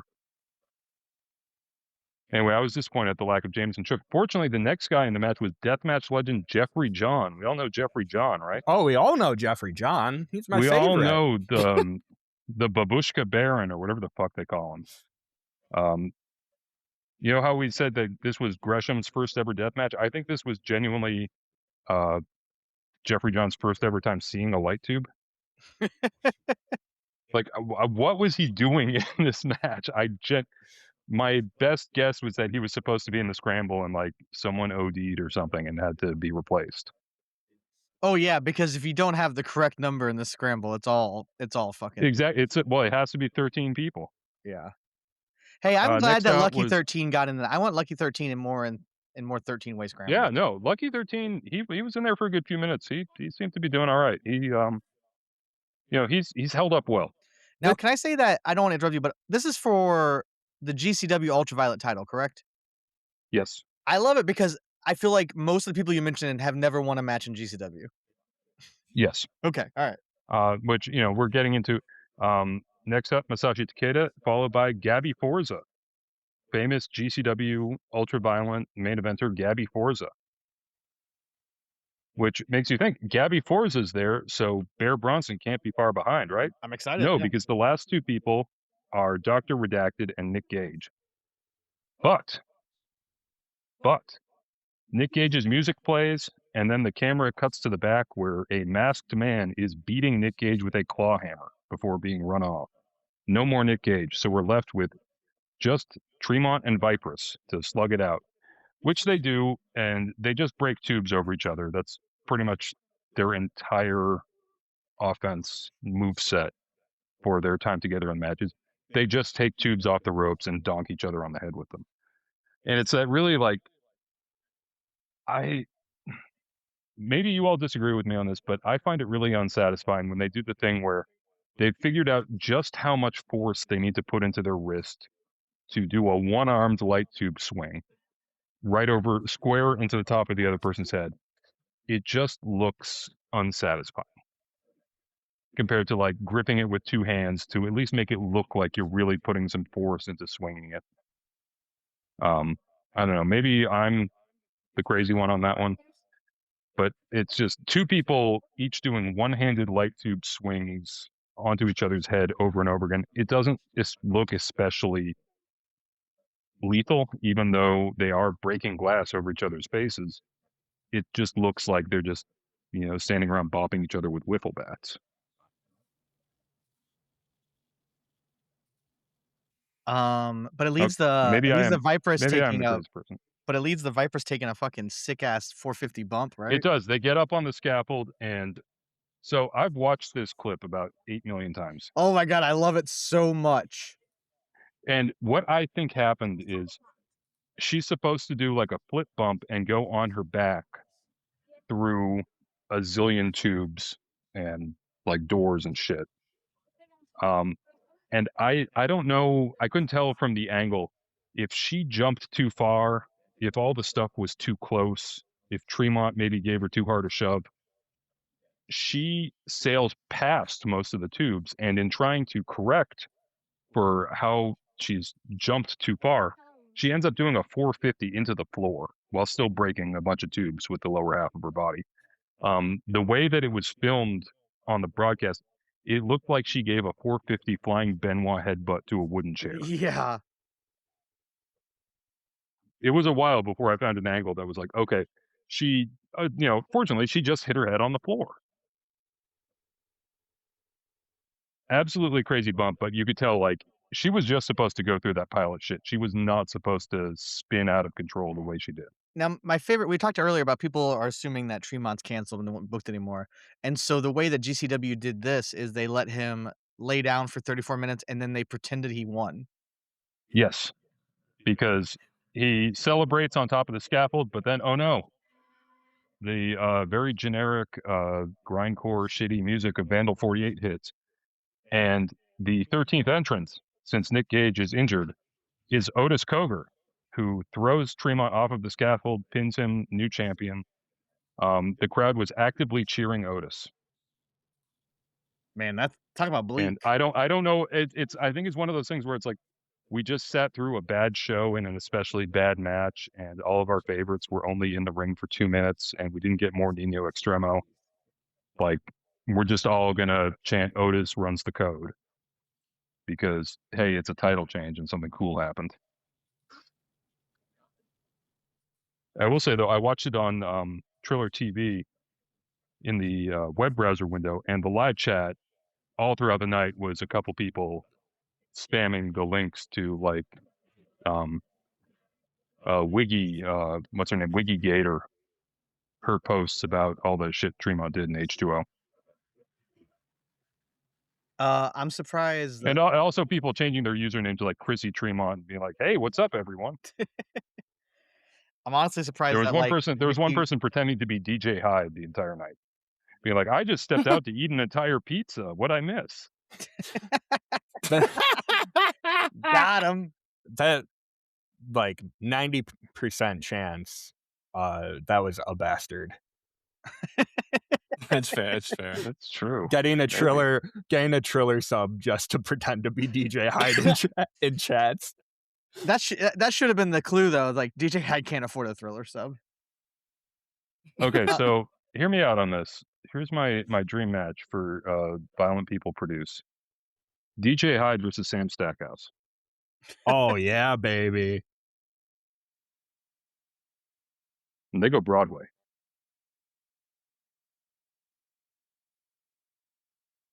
But what you're saying though is that everyone that loved Tournament Survival should tune in and catch up on Cage of Survival.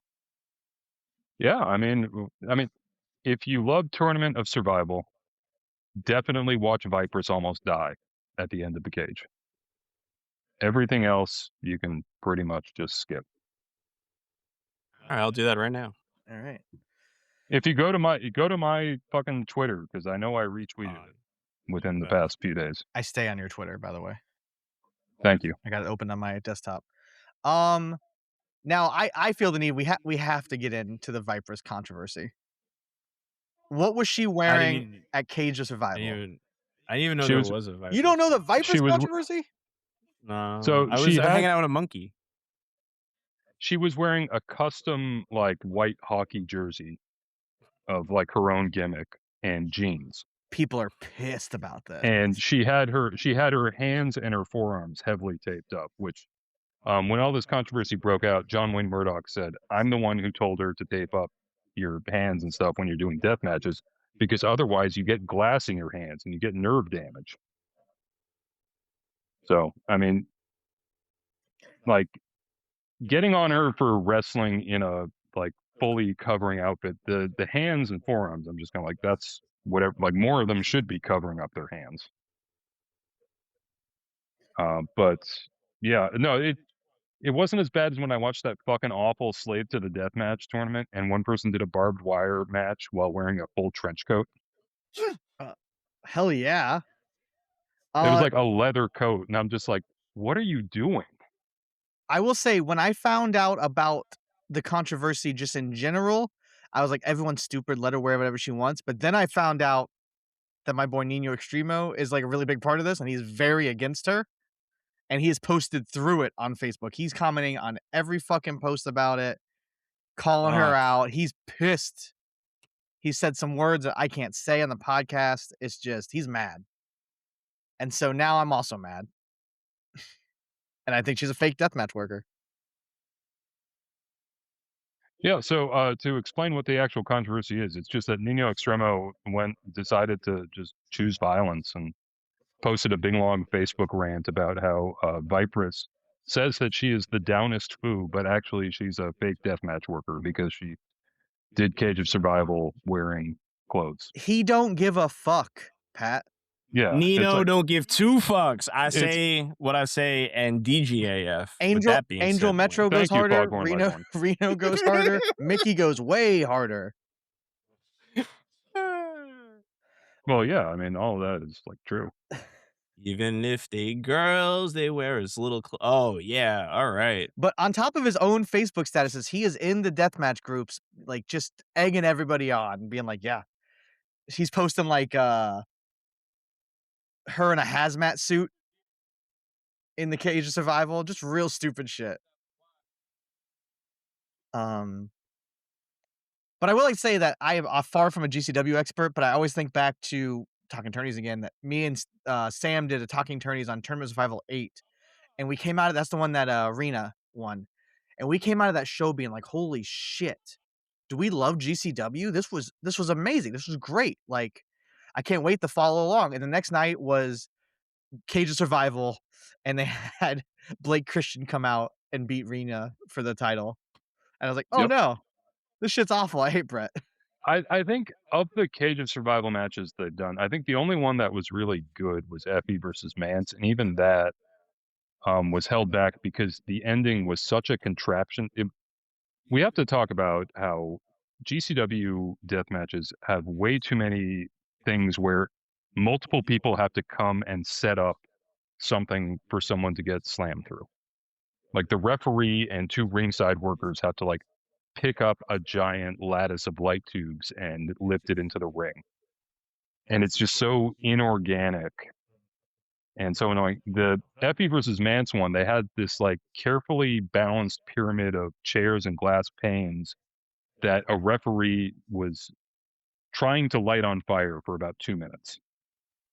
And instead of just calling an audible and saying, get the fuck out of the way, I'm slamming him, they waited on the top rope, like in superplex position for an excruciatingly long time, which honestly just retroactively, there was some crazy shit in that match. They did some stupid stuff. But my lasting memory of it is going to be like, they're holding in superplex readiness position, waiting for the referee to set something on fire. And that's kind of the best Cage of Survival has been. Promotion of the year. To Dan's point, I feel like this happens every year with Tournament of Survival. The Tournament of Survivor just ended. But like every year, it's one of their best, if not their best show. The past couple haven't been great, but like the years before that, it's like always like one of the premier shows. Like the second one has like one of the Tremont Gage matches, which is incredible. There's some like they always bring fun people in, and we're just like, oh yeah, Brett's back. Like Tournament of Survival was great, and then immediately it always like goes back to like classic Brett. But I'm willing to believe this time because this is the first Tournament of Survival that Fetty Wap was a part of. And I love Fetty Wap. He just needs to keep having concerts in the same general area as GCW shows, and Brett is saved. Like, damn, 679 is such a great song. I was really worked up when this came on the Discord forever ago when someone brought up Fetty Wap and someone was like, I like the one song from that album. Like, no. There's 3 songs. Yeah, there's 3. There's at least 3. I'd argue there's 4. But that's me. That fucking album goes so hard. And I bet his concert's a blast. Oh yeah. Everyone is singing along to Trap Queen. Everyone's singing along to 679. You're standing politely when he does the other songs. Then he does My Way and you're singing along again. Again is the 4th song. Possibly RGF Island. I'd accept either one. Both of those are great. I'm trying to see what Fetty Wap's going to be at. Check out your local state fair schedule. I have to see if it lines up with any GCW. Which that's the other thing about GCW is that like, let's see, what do they follow this up with? There's a Jersey card that has nothing announced on Cage Match. That seems weird. That can't be right. Is that the Joey Janela anniversary one? Oh, maybe. I don't know the answer to these questions. He's got a 20th anniversary show coming up. And then there's the big Cincinnati show with Addison Kogar versus Aaron Williams and Joey Janela versus I thought we were still talking about Fetty Wap concerts for a second. Shit. If I could go to a Fetty Wap concert and guaranteed see Aaron Williams, I'll be there. He's not anywhere near me. Hook is definitely at the Fetty Wap concert. Nah, I can't make any of these shows, Fetty. So Fetty Wap is coming to Fetty Wap's doing Syracuse in August. Okay, as Princess Sleepyhead, as excited as I am to sit here and listen to you plan your summer, do you want to get to the Q&A? So, No, I'm about you to get can. into why I Okay. think Bill Goldberg's the greatest wrestler of all time. I haven't even started the big top. Now I guess we can do the wacky line. I honestly forgot that we do Q&A on this show. There's not a lot this week. I was like, let's Oh, talk I'm about scrolling. Brett forever, and I then we just end it. Poor kid. No, I added everybody. It's- I used the everyone tag. You're an hour before us, before me and Pat. So calm down. I know. I am calm. All right. What are we looking at here? I got to scroll up. Which VP is the most VP? Pat, do you have an answer to this question? Sam. Oh my God, I was thinking like Dick Cheney.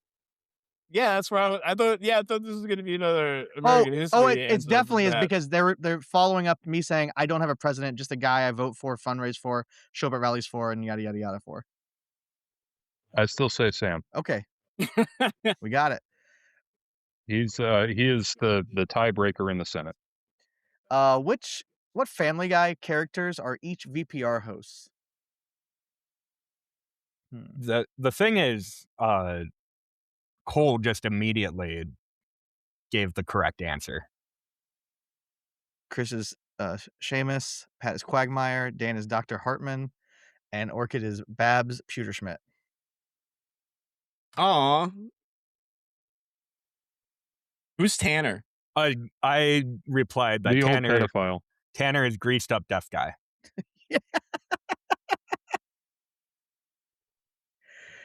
All right. Let's see. Cue for the pod. Pitch a jackass stunt. I will say Sam has issues with that, saying it's not a question, but I have one. Pitch a What jackass stunt. What if two guys had to get up on like a really high point and just hold each other in a superplex spot for a really long time?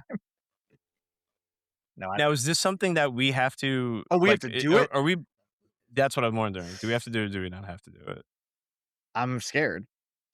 I'm kind of old. You know, sometimes the best jackass stuff comes from just they find like a really steep hill and they're like, let's go down this on rollerblades.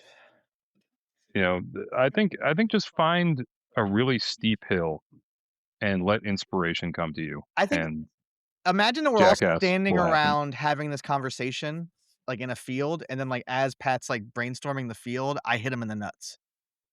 Yeah, That's I mean funny. that's the perfect jackass thing. That is just really funny.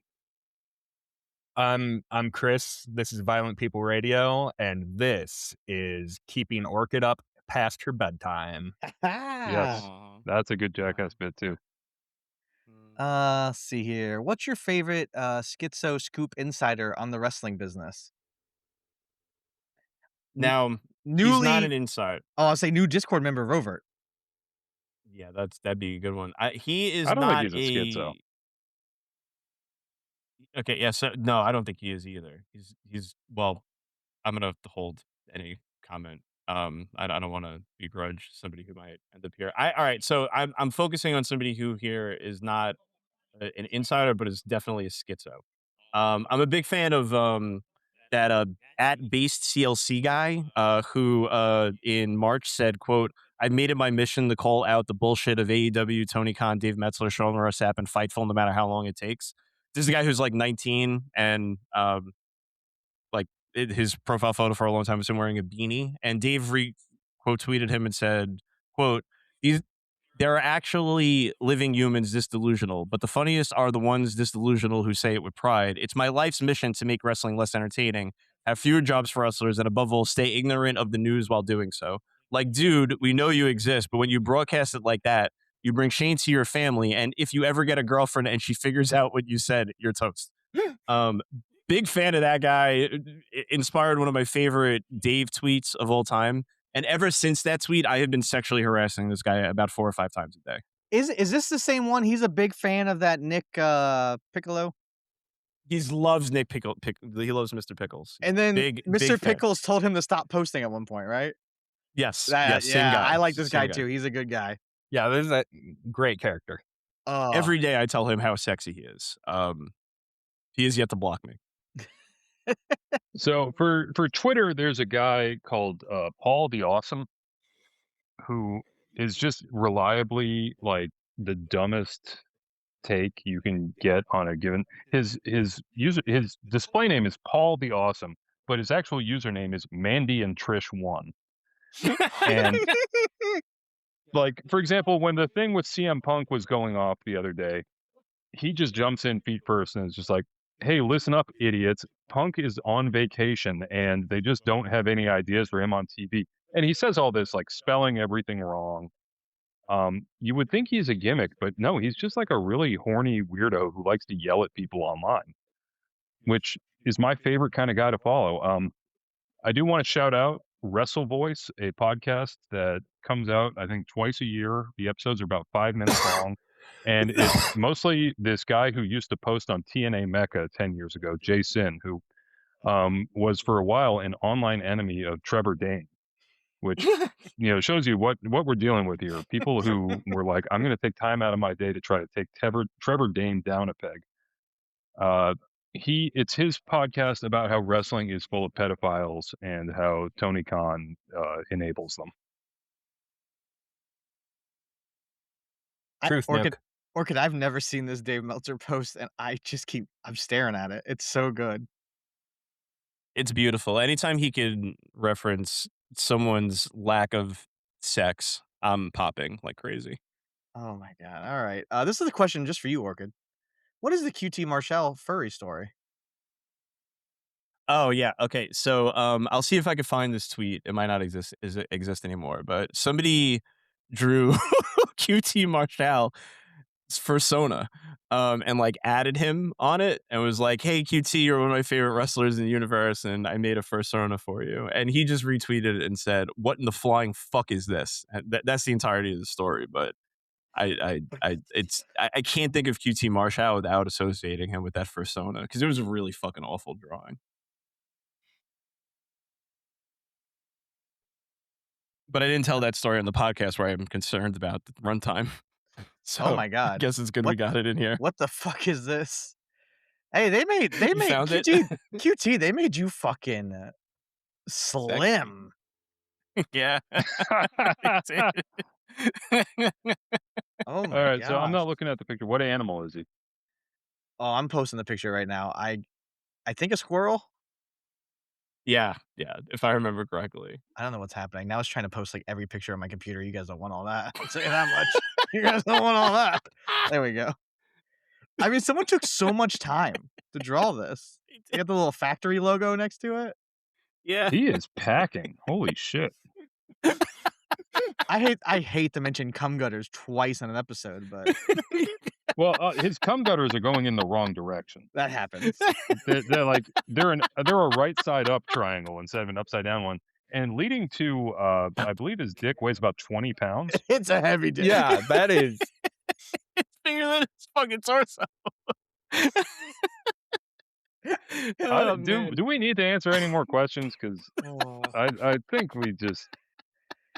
Orchid did say I don't she know, wanted to man. finish every single one of Yeah, these. thank you for finding this. That's I don't know how to put a picture in the show notes, but if I figure it out, you guys are in for a treat.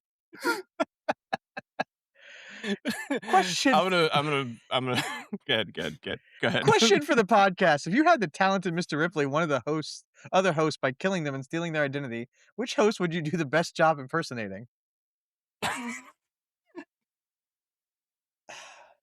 Oh. I think I'd fuck it up no matter what.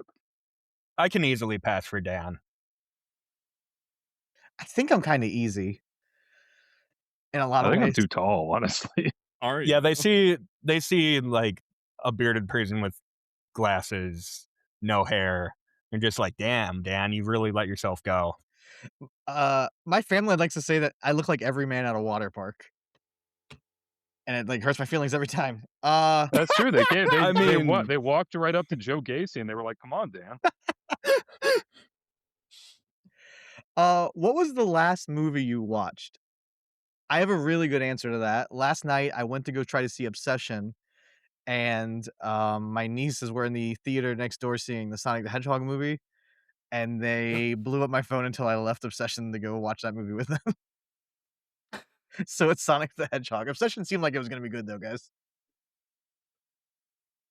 I've heard See, good things. I've heard good things about it, but I also heard that there was a lot of dead cat content in it, and that's a mood killer for me. I only saw a third of it. I also and I heard that saw like dead half cat the stuff. people on the movie got paid $20 or something. So Yeah. that part sucks. Oh, the working The class. most recent thing I saw Disclosure Day. I'm on vacation. I can do whatever I want. I can go to the movies every day if I want. I might go see The Furious tomorrow. I really want to see that. It's what Sound of Freedom should have been if Sound of Freedom was made by cool people. Is this in the Fast and the Furious Last movie I franchise? No, it's a Southeast Asian all-star martial arts fight 'em up, wherein human traffickers kidnap the main character's young daughter to do horrible things with her, and so he beats them all to death. I'd see that. It's like, did you see The Raid? I did. Okay, imagine The Raid, and he's fighting through a like human trafficking sex dungeon.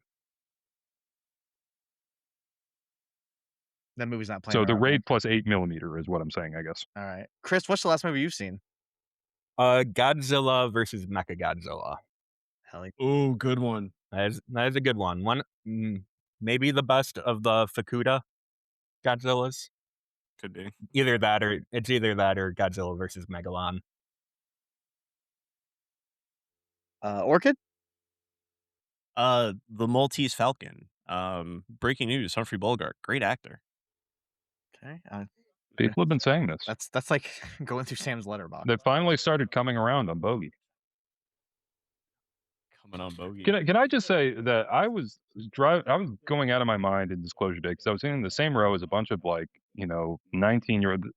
Cameron from the Discord. I was sitting next to like 4 of him, and they were engaged in the most like yipped up cokehead discussion possible about whether or not Spielberg was a better filmmaker than, I can't remember who it was. It was someone else who had only made like 5 movies, but they're like, but Spielberg, he's hit like 18 out of 20 times, and they're just talking over each other, even worse than all of us do, going 1,000 miles an hour about like running the numbers of how many good movies someone has made and how many movies someone has made and all this stuff. I'm just like, if this is what like being a cinephile is, I hope all these people just like lose their eyesight to syphilis. Don't you have a degree in film studies? Yeah, and it fucking sucks that like cinephilia happened. It's fair. Like Letterboxd is the worst thing ever to happen to film culture. It's like, imagine if AIDS didn't have like retroviral medication and you just got Carpese sarcomas directly on your brain. Are you on Letterboxd? I have an account, but I haven't touched it in forever. I've been you're like my white whale. I've been trying to find you on Letterboxd for like 5 weeks now. Don't bother, it's abandoned. Okay. All right. Letterbox. Use the code VPR. Get a free discount. All right. What we do? Was Brian Danielson's eye patch on the gay eye? No. Okay. Asked and answered. Question for the pod: if you had to make out with the Presidential Medal of Freedom recipient, who would you choose? I'm gonna need to Google something. What are you gonna need to Google? I don't know who all's got it. I don't want to say the wrong answer if there's someone Oh. super hot. Or maybe I should. All right, I could go so- another way. I could go like someone that would really hate making out with me. Oh, like Ben Carson would not Dear, like it. Ben dear Carson would be Grok, pissed. who would be the recipient of the, said it was the Presidential Medal of Freedom? Yes. Medal My of answer- Freedom, who would be most likely to be invited to pose for the Sports Illustrated 2027 swimsuit issue. Oh, that's a period, not a question mark. Question mark. Thank you. Please stop destroying the planet. Doing that at the end, that makes it okay. Yeah, I mean, there's a conscientious use of Grok. I'm waiting for the answer. My answer is gonna be Pope John the 23rd. He's dead. Oh, you know who has the fucking I don't wanna kiss a presidential dead medal of freedom? Easy answer. Simone Biles. Yeah, I have Simone Biles I already opened up that Wikipedia page. I was like, yeah, that's the answer. And you probably used way more water than I did. Shit. Holy shit! Sorry, I take it back. Mariano Rivera. Chris, which of these people you want to make out with hard? Yo-Yo Ma. Don't talk about my mom. I don't see why you had to bring people's mothers Yeah, that's into pretty it. fucked up. We don't talk like that here. I mean, I know you've been away for 2 weeks, but like, chill. I'm shocked no one's saying Rudy Giuliani. Well, I went through my head. The thing is, Rudy if you press your face against Rudy, it's like his face would cave in and your head would be inside of his head. Well, I went through, should it be Rudy or Ben Carson? And I just thought Ben Carson breaks down more barriers. Like, do you remember that sub Nickelodeon Gak? Yeah, I know about Gak. Yeah. Yeah, it's like Rudy Giuliani touching his head is probably like touching Gak, and it just like crumples inward. Oh, base CLC followed me back. All right. Things are looking Nice. Things are looking up. Oh, what? I'm so jealous. DM him my phone number. Okay. I don't have your phone number, but can you say it on the pod? Yeah. Okay. 1-800-223-9797. Okay, I will call that. Question for You have an Orchid. 800 number? Yeah. I do. Orchid, you couldn't leave. There's a lot of these questions just for you. This one's just for you. If Chihiro Hashimoto asked for your help in killing someone, would you do it? Yeah, sure. Fuck it. Why not? Question for the pod and everyone. What do you want to see more of from violentpeople.co? Longer podcasts. I miss Longer Tanner's. podcasts. I don't I'm in kind of a thing where I have an idea of what I want writing about wrestling to not be, but I'm still fumbling my way towards what I want it to be. And there's something out there that I'm looking for that I might end up just having to find myself. But once I find it, that's what I want to see on Violent People. Thanks, Pat. That was really clear. What I would like to see more of, and I don't mean this to be pressuring because I have barely written for the site this year. I need Chris to return to the world of Lucha in some way. Let's just say this next week I'm planning on checking in on some friends.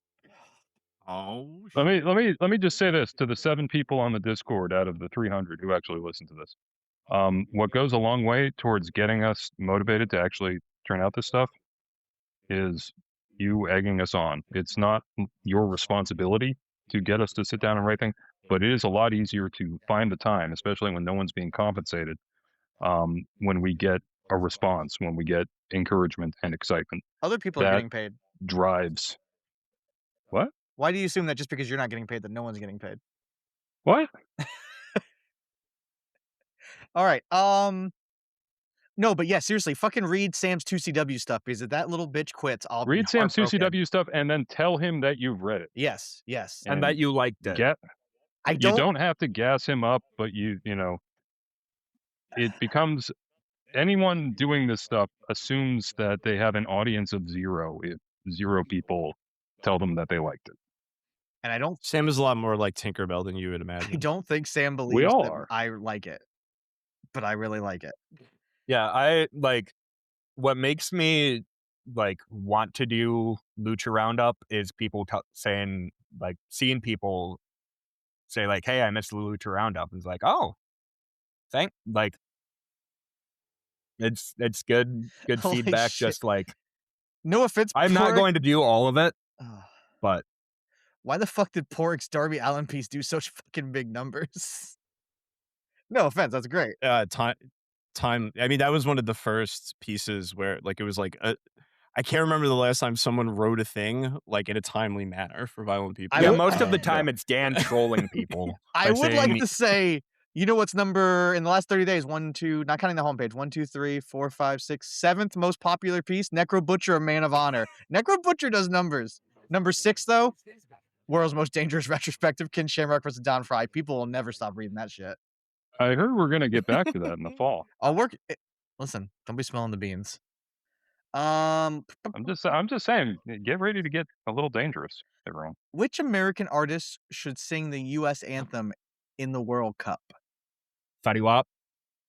They didn't specify what kind of artist, so I'm going to say Jeff Koons. Oh, that's good. I'm gonna say Orchid. Ooh. I'm gonna say Bad Bunny. There you go. Q for the P. Who's everyone's favorite wrestler to have on commentary for a match? Speaking of Necro Butcher, there is an XPW show where he is drunk as shit. Yeah. And he is like making fun of the matches and talking about having coke in his fanny pack and just generally being a menace. And his co-commentator is some guy from a podcast, which I say as if like I'm any different. Fucking imagine. That guy is not prepared to meet Necro's energy. Necro just steamrolls him. Then they go to intermission. Necro's kind of tipsy for the first half of the show. They come back from intermission and Necro is blackout drunk, but still commentating. It is like bad show, amazing commentary. I think it's XPW Look What You Made Me Do. I think that was the name of the show. I have a soft spot. It was like their last New Jersey show. I have a soft spot for Steve Carino, but that Necro show's really good. He sometimes does it, but I really miss I miss a lot of things about AEW Dark and AEW Dark Elevation. Yeah, God. But Paul White on commentary was so fucking funny. Like the entire time he is just trying to make Taz laugh. And he's just a joy. He's like the Big Show, the Giant, No More BS. Paul White is great at riffing. He's top tier. I miss him. He sometimes shows up on like AEW if like everyone has a night off, but like at this point, usually they go to Moxley or Danielson to fill that role. And like, what I'm gonna say? Worst wrestler who's a commentator, fucking Daddy Magic. Get that guy off TV. He just shows up and is going, "Come on, Danny! Come on, Danny!" I'm like, go the fuck back to Canada or something. Get off my TV. Sucks. I like once a year when he like screams and cries on a promo and people freak out on Twitter. Yeah, it's like they keep him employed specifically because they're like, well, Daniel Garcia is starting to get hot. We got to bring out Daddy Magic to cool him off a bit, make everyone not want to like him. Q for the P. What athlete do you hate the most? Deshaun Watson. I'm gonna say the New York Knicks. All of them, all right. Aaron Rodgers. I will never hate an athlete as much as I hate Aaron Rodgers. I was about to go on a whole little soliloquy about like as you get older, you sort of realize that sports are more frivolous, are very frivolous, and you start letting go of some of the anger. Mhm. But you just said Aaron Rodgers' name. That's a pretty good pick. Now, do you think that if you rooted for any relevant sports teams, you feel differently about that? No, I think that's part of like being a Jet fan is like you are angry constantly. I think like living through like the Patriots like dynasty. It's just like at some point you look at your father and you're like, I don't want to become that. And yeah, I think that's like I always get shocked when like when people are like, oh, I'm rooting against the thing. It's like, which is funny because the Patriots fans, we all say, well, at least we're not as bad as the Eagles fans. Yeah. I mean that I actually do agree with you. That's why my pick was Deshaun Watson because like he makes me hate my own team when Your like team, yeah. I don't Yeah. want to hate my own team. I want to just focus on the Browns being terrible. I want to just be like I still love them, but like it's so gross and weird. And like now it's even grosser and weirder because like he's not gonna start for us. So it's like, hey, we have that super expensive fucking monster sitting on the bench. Great. Q for the P. Which team should LeBron join in the offseason? They did not specify what sport, so I think we might need to do some kind of like Michael Jordan into baseball pivot. But we need to figure out the sport. Well, if he didn't play basketball, he would have played football. I would say cut Deshaun and bring in LeBron. Now I feel great about the Browns. I'm thinking hockey. I'm thinking LeBron tries to prove himself the new Wayne Gretzky. If he fucking, I would love him to be on the All You Can Hear podcast. Is that a sport? That would be. Oh, I guess team. You're just a team. It's just a team. Just a Yeah. team. You, Yeah. Orchid, you can fantasy put him on any podcast. You don't let me talk to LeBron. I mean, if you have him on this podcast, then I'm gonna just be like a cartoon with its eyes budging out of its head, turning into hearts. I cannot. I love LeBron. I don't think I've talked about it a lot, but no adult man has ever brought more happiness in my life. Like that is part of that is a function of my home life growing up, but that's why I put it in the founders chat. It's like, I hate the Spurs, but like I think about how important 2016 is for me. Like what a great moment that was in my life. Then like, Sam can have it. Enjoy. Who's this one? I gotta click on who this one is. Oh, this is Porik. Q for the P. Where did it all go wrong? About, can I say, the hour 15 mark, probably. I'm trying to figure out. I got a film degree right around when the 2008 economic collapse happened. So that's where it all went wrong for me. I grew up in the era of just get a degree, you'll get a job. I don't know how to quickly find out when the first post on this website was. Oh wait, here we It go. was sometime in 2024. Yeah, January 22nd, 2024, maybe. Yeah, That's what I would that say. It sounds all right. went wrong. You bit off a little more than you could chew with that whole Grom Zaza business. Never said. Who said it's over? Q for the P from Orchid's wife. Do you have a snack you love that you're embarrassed by? Mine is eating Doritos with applesauce. And it's not just that I eat them together, it's that I dip the Doritos in the applesauce. I can see that being okay. I was so excited to see your response to this was going to be. B, as soon as I asked this question, Tanner said, "Great question," and I turned around to my wife and said, "Tanner said, great question," and she said, "Oh no, isn't that the one that you all make fun of for being stupid?" And I had to say, I don't make fun of him for being stupid. And then you're like, but she was like, but you make fun of him all the time. And I was like, I don't make fun of him. I just like the way that he pronounces Japanese words. But yeah, that's my answer to that question.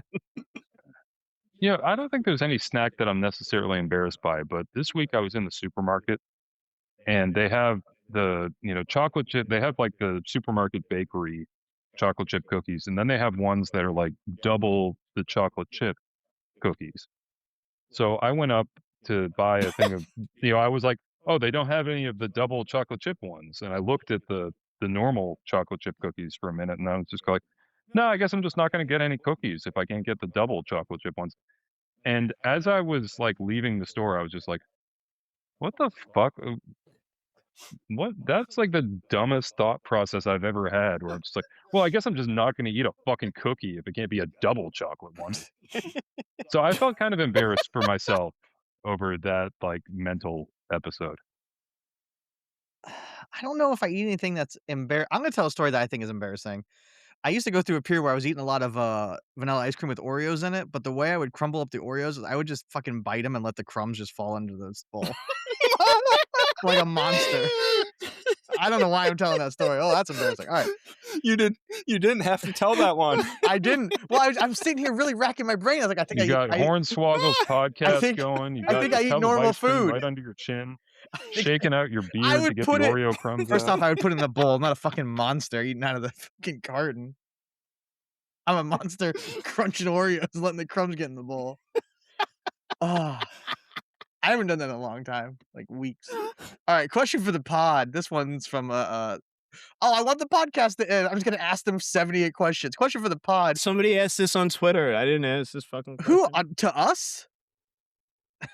Yeah. The guy who said that MJF was a great role model for Jewish men. Which the guy he has this question. defunct 90s Japanese promotion do you think OG Ananobi would most enjoy watching? I don't know. Kingdom. What do you want? It brings me great joy to say that Rovert accepted my invite to the Discord. Oh no. What have you done?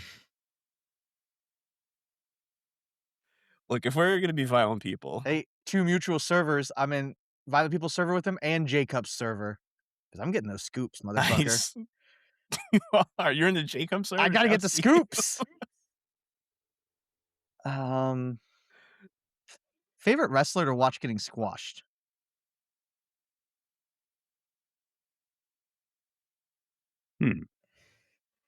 Uh, not on a consistent basis, but for the one squash that I actually, La Parca. Yeah, that's La Parca what my has 2 brain of was the going all-time to. squashes. One as a worked one and one as a shoot one. I think about I don't know how often he gets squashed, but I know like I'm thinking about 2 matches in particular, Jack Evans.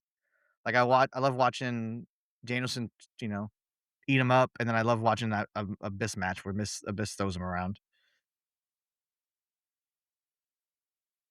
I'm gonna answer the Ojia Anunoby question. I think that he'd be a big fan of Old Japan. I'm Do you think very All Japan's out of I'm business? Yes. no, Old Japan Women's, my Oh, apology. okay. Yeah, but I'm just so fat. Fuji's not watching that. Yesterday was the first. Well, yesterday was the first time I heard him talk, and I just have so many questions about that boy's sexuality. I definitely went down a rabbit hole today to see if he was publicly dating any women, and I have not seen any proof of that. I just need to know which basketball players. Speaking of, same question applies to Nino Extremo. Do we have any proof that he's dated women? Fair question. That is a fair question.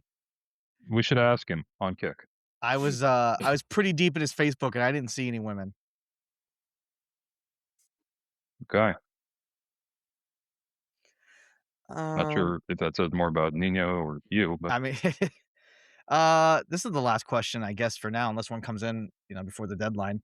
When is Rovert going to be on VPR? I would have said never, but it feels like we're a We lot did it, closer. Joe. We did it, Joe. Holy shit! You guys got anything else you want to talk about? No. Do you think they asked CM Yeah. Punk to take a Yeah. pay cut? I literally can't focus on anything else right now than the GOAT being in the server. I think Rovert confirmed that CM Punk is also a landlord. Is the Oh, whole that's thing. been known for years and years. But and no, years. no, someone tried to say he wasn't anymore. And there's That'd be confirmation dumb of them. still, I mean, what are you gonna do? All I'm saying is me and CM Punk, basically the same person. After Rover, probably get Punk on. Yeah, and Though I do if need- only we had Tim to make jokes about your bisexual wives. I do need to talk to you guys about a pay cut. I need you all to get paid 50% less for this shit. All right.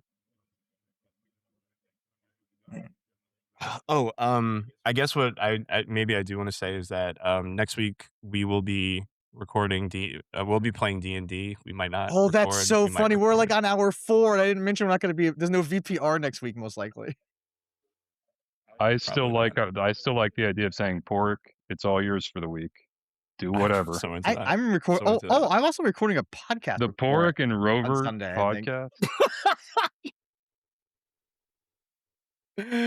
Just 2 Irish boys in a Cadillac. I was about to say 2 English guys. Get people all pissed don't off. call Rovert English. Come on, man. I always want to say it Rovert, like Stephen Colbert.